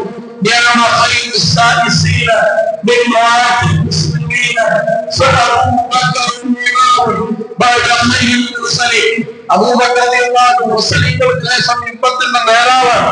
സ്വർഗം കൊണ്ട് ആവർത്തിച്ച മനുഷ്യനാണ്. സ്വഭാവ വൈചിത്യങ്ങളെല്ലാം ഒരു മനുഷ്യരിൽ കാണാൻ കഴിയുന്നതൊക്കെ അത് സ്ത്രീകുലങ്ങളിൽ മാത്രമാണ്. അത്ര സ്വഭാവങ്ങൾ നബിയുടെ അതേപടി കോപ്പിയടിച്ച മനുഷ്യരാണ് അബൂബക്കർ റളിയല്ലാഹു. എത്ര വലിയ മഹാൻ എന്നൊക്കെ ചരിത്രം നമുക്കറിയാം. അബൂബക്കറിന്റെ ഒരു ക്ലാസ് ലോകത്തെ മുഴുവൻ വിശ്വാസികളുടെ ഈമാൻ വേറെ ഒരു ക്ലാസ്സിലും വെച്ചാൽ സുദ്ദീഖുലക്ക് കൊണ്ട് ക്ലാസ്സുകൾ അവ അത്ര പ്രഗത്ഭനായ മനുഷ്യനാണ്. പക്ഷേ എപ്പോഴും സ്വന്തത്തെ കുറിച്ച് ബേജാറുള്ള മനുഷ്യനാണ്. ഇതിനാണ് ഫിക്ർ എന്ന് പറയാം. പ്രിയപ്പെട്ടവരെ, ഖുർആൻ പഠിക്കുന്നവരാണ്, ഖുർആൻ പഠിക്കുന്നവരാണ്, ഖുർആൻ ശരീഅത്തിൽ പോകുന്നവരാണ്. പലരൊക്കെ പഠിച്ചിട്ട് ഞാൻ കഴിച്ചിട്ടാണ് പഠിച്ചാലേ എന്ന ചിന്തയില്ലെങ്കിൽ സ്വർഗം എനിക്ക് ലഭ്യമാകില്ല എന്ന ചിന്തയില്ലെങ്കിൽ നമ്മൾ പരാജയത്തിലേക്ക് പോകുന്നവരാണ്. സലഫുസ്സാലിഹീങ്ങളുടെ, സഹാബികളുടെ എല്ലാവരുടെയും ശരിയ എന്ന് പറയുന്ന അവരവരുടെ കാര്യത്തിൽ ഒരു ബേജാറാവും. ചില ആളുകൾ കരയും. അതാണ് ഖുർആൻ ഓതി കരയുന്ന സഹാബികൾ. ഖുർആൻ ഓതി കരയാത്ത ഒരു സഹാബിയെ ചരിത്രത്തിൽ നമുക്ക് കാണാൻ കഴിയില്ല.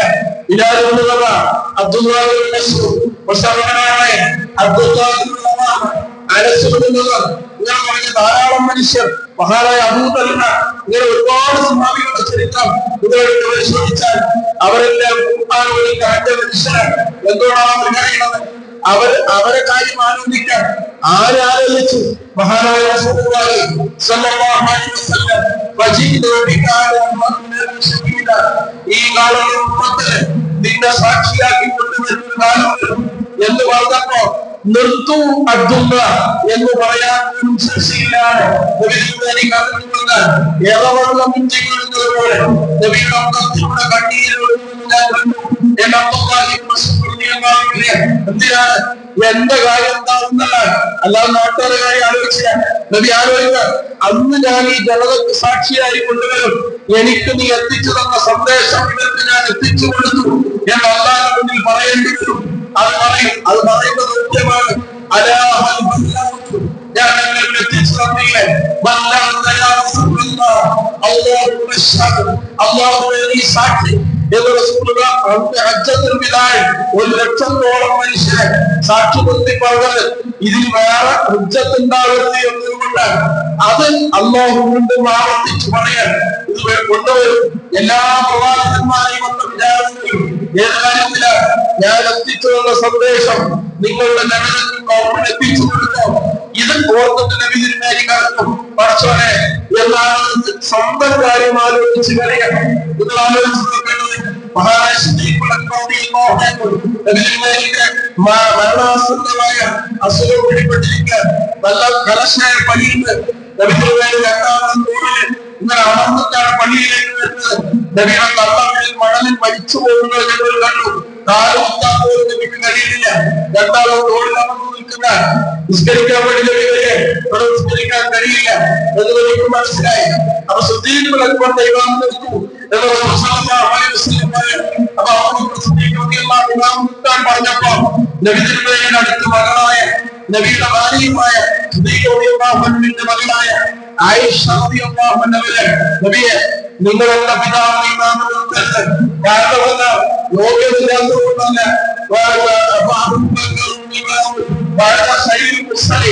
അവർക്കൊക്കെ, പക്ഷേ എന്റെ പിതാവും ചെറിയൊരു സൂറത്ത് പോലും കരയാതെ പൂർത്തീകരിക്കില്ല.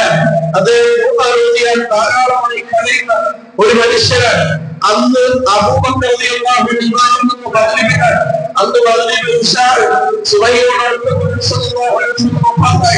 ആ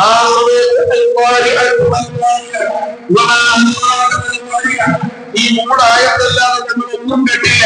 സിദ്ദീഖുലൊക്കെ പറഞ്ഞ കരച്ചിലാണ് എന്നാണ് ചരിത്രം പറയുന്നത്. അപ്പൊ അബൂബക്കർ സിദ്ദീഖ് റളിയല്ലാഹു അൻഹു വേറെ ഒരാളാണ് ഉമർ ഖത്താബ് റളിയല്ലാഹു അൻഹു. ഉമർ റളിയല്ലാഹു അൻഹുവിനെ കുറിച്ച് റസൂലുള്ളാഹി പറയാൻ ഞാൻ ഇസ്രാ നടത്തിയ സമയത്ത് സ്വർഗം എനിക്ക് കാണിക്കപ്പെട്ടു. അതിൽ ചെറിയ വീട് ഞാൻ കണ്ടു. ഞാൻ നബിയോട് ചോദിച്ചു ഇത് ഉമർ ഖത്താബിന്റെ വീട്, സ്വർഗത്തിൽ ഞങ്ങൾ വീട് പർച്ചേസ് ചെയ്തിരിക്കാൻ മഹാനായ ഉമർ റളിയല്ലാഹു അൻഹു. എന്നിട്ട് ഭൂമിയിൽ എങ്ങനെയാണ് ഉമർ റളിയല്ലാഹു അൻഹു ജീവിച്ചത് നമ്മൾ നബി തിരുമേനി മുനാഫിഖുകളുടെ ലിസ്റ്റ് സൂക്ഷിക്കാൻ ഏൽപ്പിച്ച ആളായിരുന്നു. അത് ആ മഹാനായ അബൂ ഹുദൈഫ റളിയല്ലാഹു അൻഹു ഈ സമൂഹത്തിൽ മുനാഫിഖുകളായ ആളുകൾ എന്തിന്റെ ആളുകളാണ് എന്ന് പേരൊക്കെ എഴുതി കൃത്യമായി നബി തിരുമേനി സൂക്ഷിക്കാൻ ഏൽപ്പിച്ചിട്ടുണ്ട്. വേറെ ഒരാൾക്ക് കാണിച്ചു കൊടുക്കാൻ പാടില്ല. എന്തെങ്കിലും അത്യാവശ്യം വരുമ്പോ അബൂ ഹുദൈഫ എഴുന്നേറ്റ് പറയും അയാൾക്ക് നേതാവാക്കാൻ പറ്റില്ല കേട്ടോ എന്ന് അബൂ ഹുദൈഫ സദസ്സും എഴുന്നേറ്റ് പറഞ്ഞാൽ പിന്നെ ഒരാൾ എന്തിനാന്ന് ചോദിക്കാൻ പറ്റില്ല. അബൂ ഹുദൈഫ പറഞ്ഞ ഈ ലിസ്റ്റിലുള്ള മനുഷ്യര് വേറെ കാര്യത്തിൽ ഉപയോഗിക്കില്ല. അബൂ ഹുദൈഫ റളിയല്ലാഹു അൻഹു ഓടി വരും. അബൂ ഹുദൈഫ അങ്ങനെ പറഞ്ഞു. അബൂ ഹുദൈഫ വിചാരിക്കുന്നത് ആ ലിസ്റ്റ് എന്റെ അടുത്ത് ചോദിച്ചു വാങ്ങി അതിലുള്ള ആളുകളെല്ലാം കൊല്ലാറും മതിയാവും തയ്യാറാവും എന്ന പരിഭ്രാന്തിയാകുന്നത് അബൂ ഹുദൈഫയുടെ. അതുകൊണ്ട് കാണുമ്പോ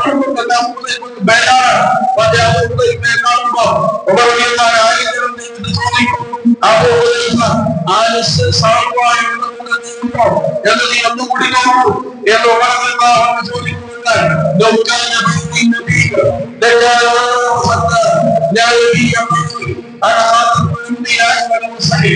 എന്റെ ശേഷം ഒരു പ്രവാചകന് സമൂഹത്തിൽ ഒന്ന് നൽകുമായിരുന്നെങ്കിൽ അത് സർദാറിന്റെ മകളാണ്. എന്റെ ശേഷം ഒരു പ്രവാചകനില്ല, ഞാൻ അന്ത്യപ്രവാചകനാണ്. അപ്പൊ നബി തിരുമേനി സ്വല്ലല്ലാഹു അലൈഹി വസല്ലം ഇത്ര യോഗ്യതയും ക്വാളിറ്റിയും ഉണ്ട് എന്ന് സാക്ഷ്യപ്പെടുത്തിയ ഒരു മനുഷ്യൻ സ്വന്തം കാര്യത്തെ കുറിച്ച് ബേജാറാണ്.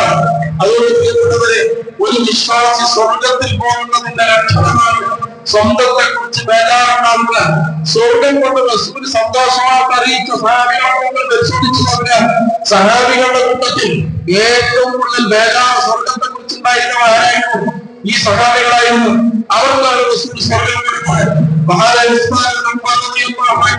അദ്ദേഹത്തിന് കുണ്ടു പറഞ്ഞിരിക്കാൻ ശത്രുക്കൾ അദ്ദേഹത്തെ കൊല്ലാൻ വേണ്ടി തീരുമാനിച്ചിരിക്കാൻ അദ്ദേഹം വിശുദ്ധ ഖുർആൻ പാരായണം ചെയ്തുകൊണ്ടേയിരിക്കാൻ അദ്ദേഹത്തിന് ഒരു ആഗ്രഹമാണ്. ഖുർആനുമായി സഹവസിക്കുമ്പോൾ അല്ലാഹുവിലേക്ക് പോകണമെന്ന് ആ ആഗ്രഹം നിറവേറ്റപ്പെടുകയാണ്. മഹാനായ വീട് പറഞ്ഞ് വീട്ടിൽ നിന്ന് പുറത്തിറക്കാൻ പറ്റാത്ത അവസരം വന്നപ്പോ അലി റളിയല്ലാഹു അൻഹു മകൻ ഹസൻ റളിയല്ലാഹു അൻഹു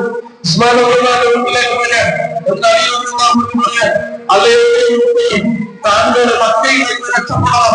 എന്റെ മകന് നിങ്ങൾക്ക് അംഗരക്ഷകനായി ഞാൻ നിയോഗിച്ചിരിക്കുകയാണ്. മദീനയിൽ അതിർത്തി കടക്കുമ്പോൾ ഞാൻ നിങ്ങളുടെ കൂടെ ഉണ്ടാകും. അപ്പൊ ഉസ്മാൻ റളിയല്ലാഹു അൻഹു പറയാണ്, അലി ഒരാൾക്ക് സംരക്ഷണം ഓഫർ ചെയ്ത് പിന്നെ അയാളെ കൊണ്ട് ഒരാൾക്ക് കഴിയില്ല. സ്വന്തം ജീവൻ വീണിട്ടല്ലാതെ, സ്വന്തം മയ്യത്ത് അലി റളിയല്ലാഹു അൻഹു മരിച്ചു വീണിട്ടല്ലാതെ അലി റളിയല്ലാഹു അൻഹു സംരക്ഷണം നൽകിയ ഒരാൾക്കും കഴിയില്ല. ഞാൻ അത്ര ധീരനാണ്. അലി റളിയല്ലാഹു അൻഹു അങ്ങനത്തെ അലി വന്നപ്പോ ഉസ്മാനിനൊപ്പം പറയാണ്, നിങ്ങളുടെ സംരക്ഷണം ഉണ്ടായാൽ ഏത് മനുഷ്യനും എവിടേക്കും രക്ഷപ്പെടാൻ കഴിയും. അത്ര ധൈര്യമുള്ള ആളുകൾ. പക്ഷേ സ്വന്തം കാര്യം നോക്കിയാൽ നടന്നിട്ടാൽ അയാളുടെ സ്വർഗ്ഗം നിശ്ചിതമാണ് എന്ന്. അതുകൊണ്ട് ഈ ഇവിടെ കിടന്ന് മരിക്കാൻ ആഗ്രഹമുണ്ടാക്കി പ്രിയപ്പെട്ടത് സ്വർഗമാണ്. സൂചിപ്പിച്ചല്ലോ, കത്തുള്ള പ്രമുഖരായ രണ്ട് കാര്യങ്ങൾ അവരെ ആശ്വസിപ്പിക്കാൻ വേണ്ടി വീട്ടിലേക്ക് വന്ന സാലിഹും ഇസ്മായിൽ ഹനിയയും ഈ മനുഷ്യരോട് മെസ്സേജിന്റെ വിശേഷങ്ങളൊക്കെ പറയാൻ നിങ്ങൾ ബേജാറാവണ്ട, ഞങ്ങൾ അഭിനയിക്കാൻ തയ്യാറാണ്. കാരണം ഞങ്ങളുടെ ജീവൻ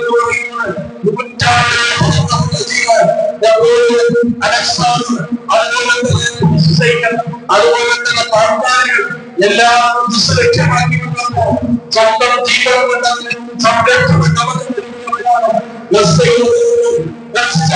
എന്ന് പറഞ്ഞാൽ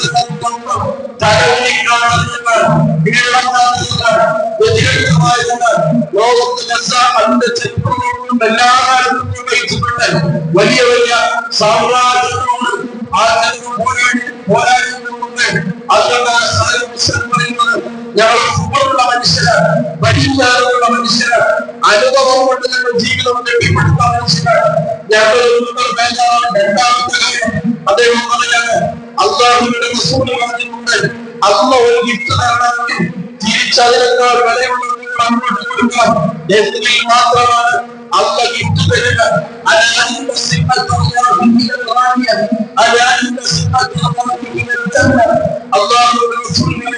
അള്ളാഹുവിന്റെ ഏറ്റവും വിലപിടിപ്പുള്ളത് സ്വർഗമാണ്, വിലപിടിപ്പുള്ള സ്വർഗമാണ്.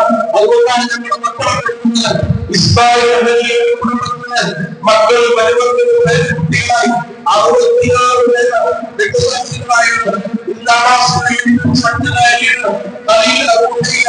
അദ്ദേഹത്തിന്റെ 61 പേരാണ് രക്തസാക്ഷികളായിരുന്നു. അദ്ദേഹത്തിനറിയാം ഇങ്ങനെ എത്രമൂട് രക്തസാക്ഷിയായ അതുപോലെ തന്നെ വലിയ ഇല്ല അവരുടെ രക്തസാക്ഷികളെ അള്ളാഹുവിന്റെ വിലപിടിപ്പുള്ള ഗിഫ്റ്റുമായി വിലപിടിപ്പുള്ളത് കൊടുക്കാൻ ഞങ്ങൾക്ക് ഭൂമിയാണ് വിലപിടിപ്പുള്ളത്. ഞങ്ങളുടെ ശരീരം ഞങ്ങളുടെ മക്കളുടെ അള്ളാഹു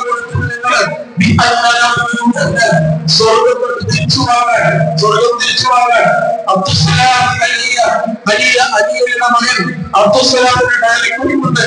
അതിൽ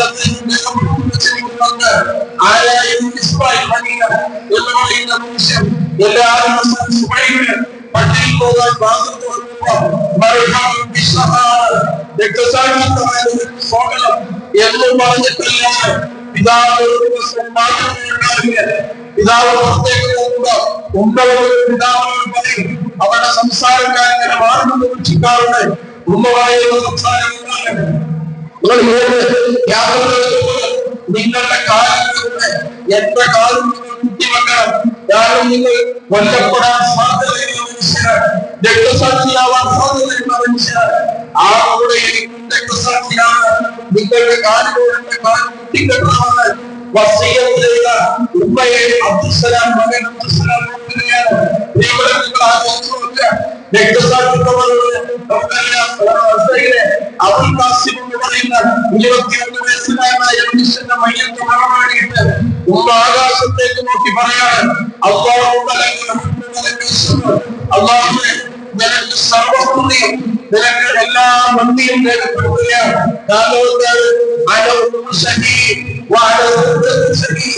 ഞാൻ കുറച്ചു മുമ്പ് ഒരു ഷഹീദിന്റെ ഭാര്യയായിരുന്നു, ഇപ്പോൾ ഞാൻ ഷഹീദിന്റെ ഉമ്മ കൂടിയാണ്. എന്ന ആകാശത്തെ കൈയുയർത്തി സ്വന്തം മകന്റെ ദേഹത്ത് മുഴുപിടി മണ്ണുമായിട്ട് ഒരമ്മ പറയുന്നത് നിനക്ക് സർവസ്തുതിയുമെന്ന്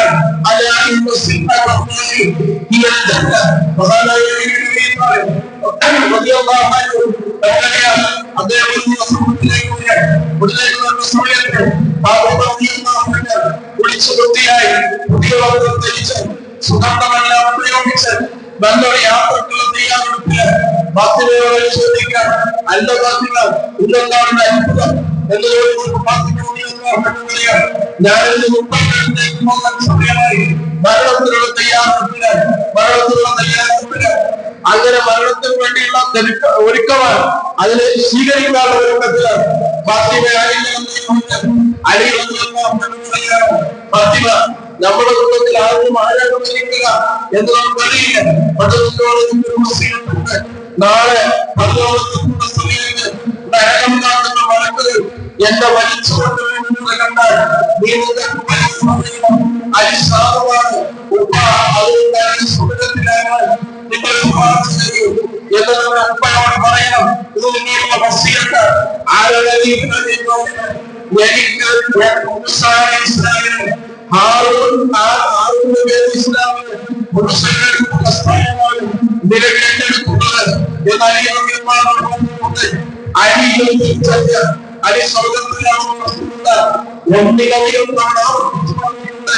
അങ്ങനെ വലിയ സ്വർഗം കിട്ടുകയെന്ന മനുഷ്യനായി ജീവിക്കുന്നവരെ അതുകൊണ്ട് ഇവരെല്ലാ മനുഷ്യരെയും പരിശോധിക്കുന്നില്ല. അതുപോലെ തന്നെ നമുക്കറിയാം സഹാബികളായ ഒരുപാട് സഹാബികളുടെ ചരിത്രത്തില്ല. അതുപോലെ ഇന്ന്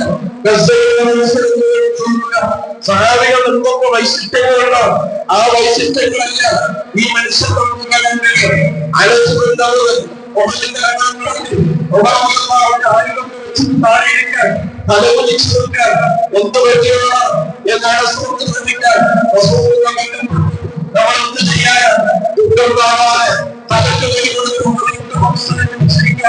ആ സമയം മനസ്സിലാക്കണം. വലിച്ചിട്ട് എനിക്ക് അതാണ് ഒരു സ്ത്രീ ഓടിപ്പിന് ഓടിക്കുന്നോ ആ സ്ത്രീ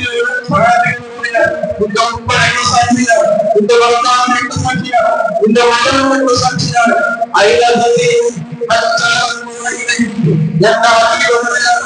എനിക്ക് എന്റെ പതിവ് അതാണ് എനിക്ക് ഏറ്റവും പ്രധാനപ്പെട്ടത്. നിങ്ങൾക്കൊന്നും പറ്റിയിട്ടില്ല എന്ന് തോന്നിയാൽ പിന്നെ എനിക്ക് ഭൂമിയിൽ സംഭവിക്കുന്ന എല്ലാ വിപത്തുകളും ജനലും അവരുടെ വിഷയമല്ല എല്ലാവരെയും കണ്ട് സലാം പറഞ്ഞത് അത്രയും ശ്രദ്ധിച്ചാണ്. ആരെങ്കിലും നബി മരിച്ചു നബി ഒപ്പായി എന്ന് പറഞ്ഞിട്ട് ഉടനെ നമ്മളെ എന്തിനാണ് ജീവിച്ചിരിക്കുന്നത് അത് എന്നൊരു തീരുമാനമായിട്ടുള്ള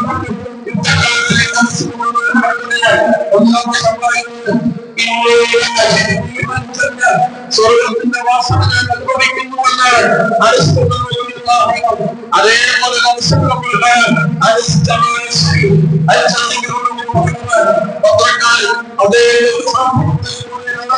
നീ ഗസലിലൂടെ പിന്മാറണം. നീ ഖത്തറിലേക്ക് വരും അല്ലെങ്കിൽ തുർക്കിയിലേക്ക് വരും. ഗസലിന്റെ ചൂടുള്ള മകനത്തില്ല ആ മെസ്സേജ് അയച്ച മെസ്സേജ്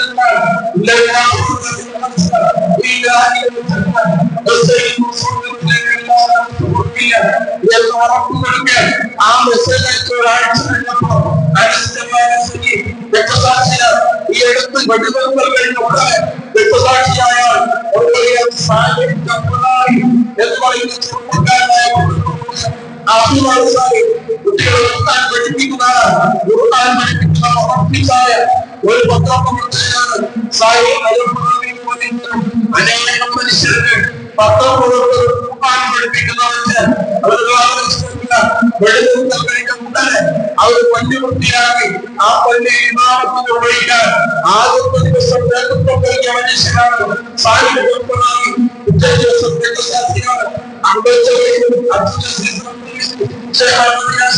തുടങ്ങിയ ആളുകൾ ഷഹീദ് അബ്ദുൽ ഇബ്രാഹിം അതുപോലെ തന്നെ ഷഹീദ് ഇസ്മായിൽ ഹനീഫ ഉദാഹരണ മനുഷ്യന്മാർ ഒരുപാട് ആളുകൾ പരിശോധിച്ച് നോക്കേണ്ടതാണ്. എന്റെ നിങ്ങൾ ആലോചിച്ച് നോക്കുക, ആ മനുഷ്യൻ ഉദാഹരണമാണ് ഈ ഇസ്രായേൽ അദ്ദേഹം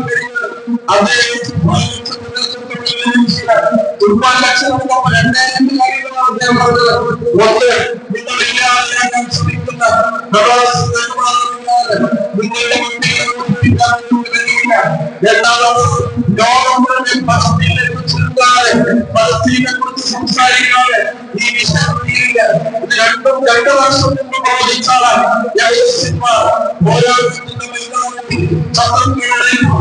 രക്തസാക്ഷിയായി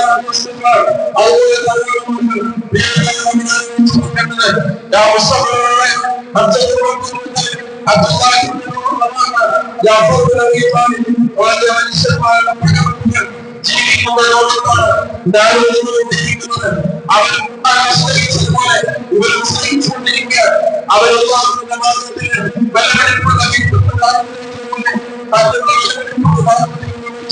നമ്മുടെ കാലത്ത് തിരിച്ചിരിക്കുക. അതുകൊണ്ട് നമ്മൾ ലോകത്തിലേക്ക് എളുപ്പത്തിലാകില്ലേ സഹായിക്കും.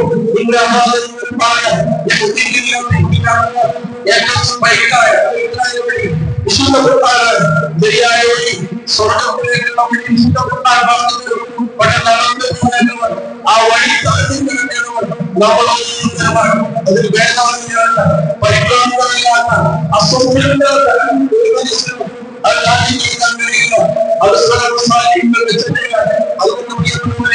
നമ്മള് സമീപനത്തിൽ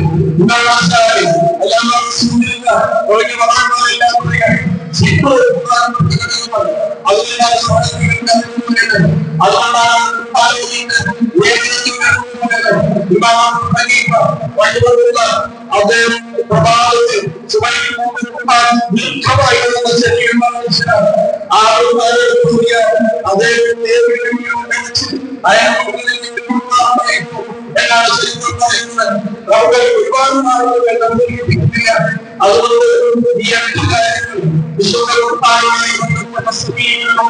വിശ്വാസത്തിൽ സ്വീകരിക്കുക. വിശുദ്ധ ഈ 8 കാര്യങ്ങളിലൂടെ ഈ 8 കാര്യങ്ങളിൽ ഏറ്റവും പ്രധാനപ്പെട്ടതാണ് അനുസരിച്ച് പ്രവർത്തിക്കലും സ്വീകരിക്കണമെന്ന് പറയുന്നത്. ദൗത്യങ്ങളെ നമ്മൾ മനസ്സിലാക്കി ആ ദൗത്യം മുമ്പായി നമ്മൾ മാറുക. 8 ദൗത്യങ്ങൾ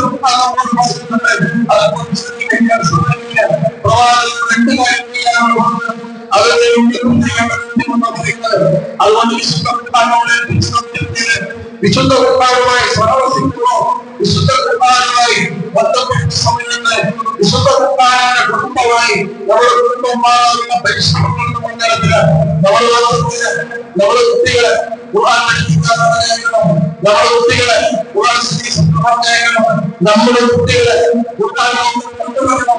നമ്മൾ യഥാർത്ഥത്തിൽ വീട്ടിൽ നിന്ന ഫലത്തിനാക്കും എന്ന്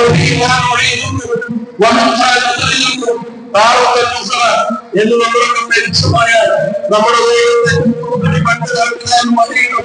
അതിനുശേഷം സംസ്കാരം നമ്മുടെ കുട്ടികളിൽ നമ്മളും ഇസ്ലാമിന്റെ സംസ്കാരം പിടിച്ചുകൂടി നമ്മുടെ കുട്ടികൾ തിരിച്ചു വരാൻ പാടില്ല. നമ്മുടെ കുട്ടികൾ ഏറ്റവും ബലപ്പെടുത്തപ്പെട്ട സമുദായമാണ്. അവർക്ക് വിശുദ്ധ ഖുർആൻ എന്ന് പറയുന്നത്.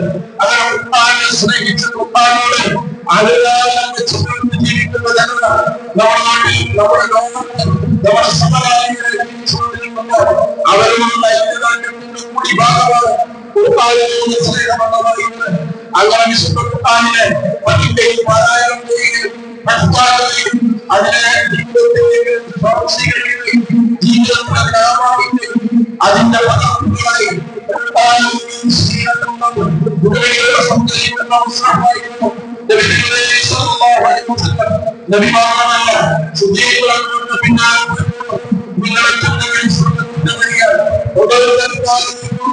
അദ്ദേഹം ജീവിതത്തിലേക്ക് അനേകം കൂടി ഖുർആനിന്റെ ചിന്തയും സംസ്കാരവും ഖുർആനിന്റെ ജീവിതശൈലിയും ഖുർആനിന്റെ സ്വഭാവം സ്വീകരിച്ച് നമ്മുടെ ജീവിതത്തിൽ ഉന്നതമായ വ്യക്തിത്വത്തിന്റെ ഉടമകളായി നമ്മുടെ ജനങ്ങളിൽ രഹസ്യം പരസ്യം അറിഞ്ഞും അറിയാതെയും ചില പാവങ്ങൾ അള്ളാഹു പുറത്തുമാവട്ടെ. നമ്മുടെ കുടുംബത്തിൽ രോഗമെന്ന് പ്രയാസമുണ്ടായാലും അള്ളാഹു ശിവമാവട്ടെ. നമ്മുടെ കുടുംബം അള്ളാഹുവിലേക്ക് യാത്രമായ മാതാപിതാക്കൾ, സഹോദരന്മാർ, സഹോദരിമാർ അള്ളാഹുവിനെ അവരെ നമ്മെ നാളെ ചൂണ്ടി അള്ളാഹുമാവട്ടെ. ഫലസ്തീനിലുള്ള സഹോദരന്മാർ, സഹോദരിമാർ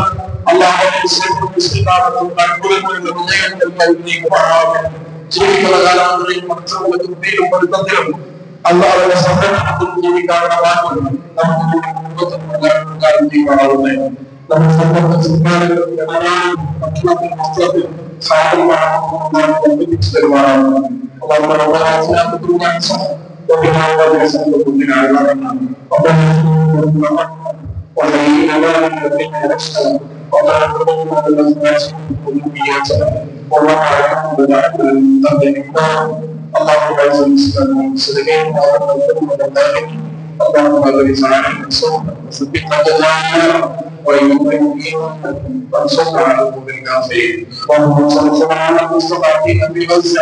اللهم انصرنا على المجاهدين والنصارى. اللهم انصرنا نصرا عزيزا. اللهم انصرنا نصرا كاملا. اللهم اعز المسلمين يا قوي يا غفار. اللهم تقبل شهداءهم. اللهم نفس كربهم وفرج ذنوبهم وبارك اعمالهم وحفظهم. اللهم انصرنا نصرا عزيزا. اللهم احفظ المسجد الاقصى من نيل المعتدين. اللهم احفظ المسجد الاقصى من نيل الظالمين. اللهم احفظ منك كل رمضان. اللهم ثبت معهم وزلزل لنا وشد صدرهم وثبت ديارهم وسعادتهم يا حي يا قيوم يا ذا الجلال والاكرام. ربنا تقبل دعاء انك انت السميع وتب علينا انك انت التواب الرحيم وعلى الصالحين وجود الظالمين. وصلى على استغفر به واصحابه اجمعين والسلام على المرسلين والحمد لله رب العالمين.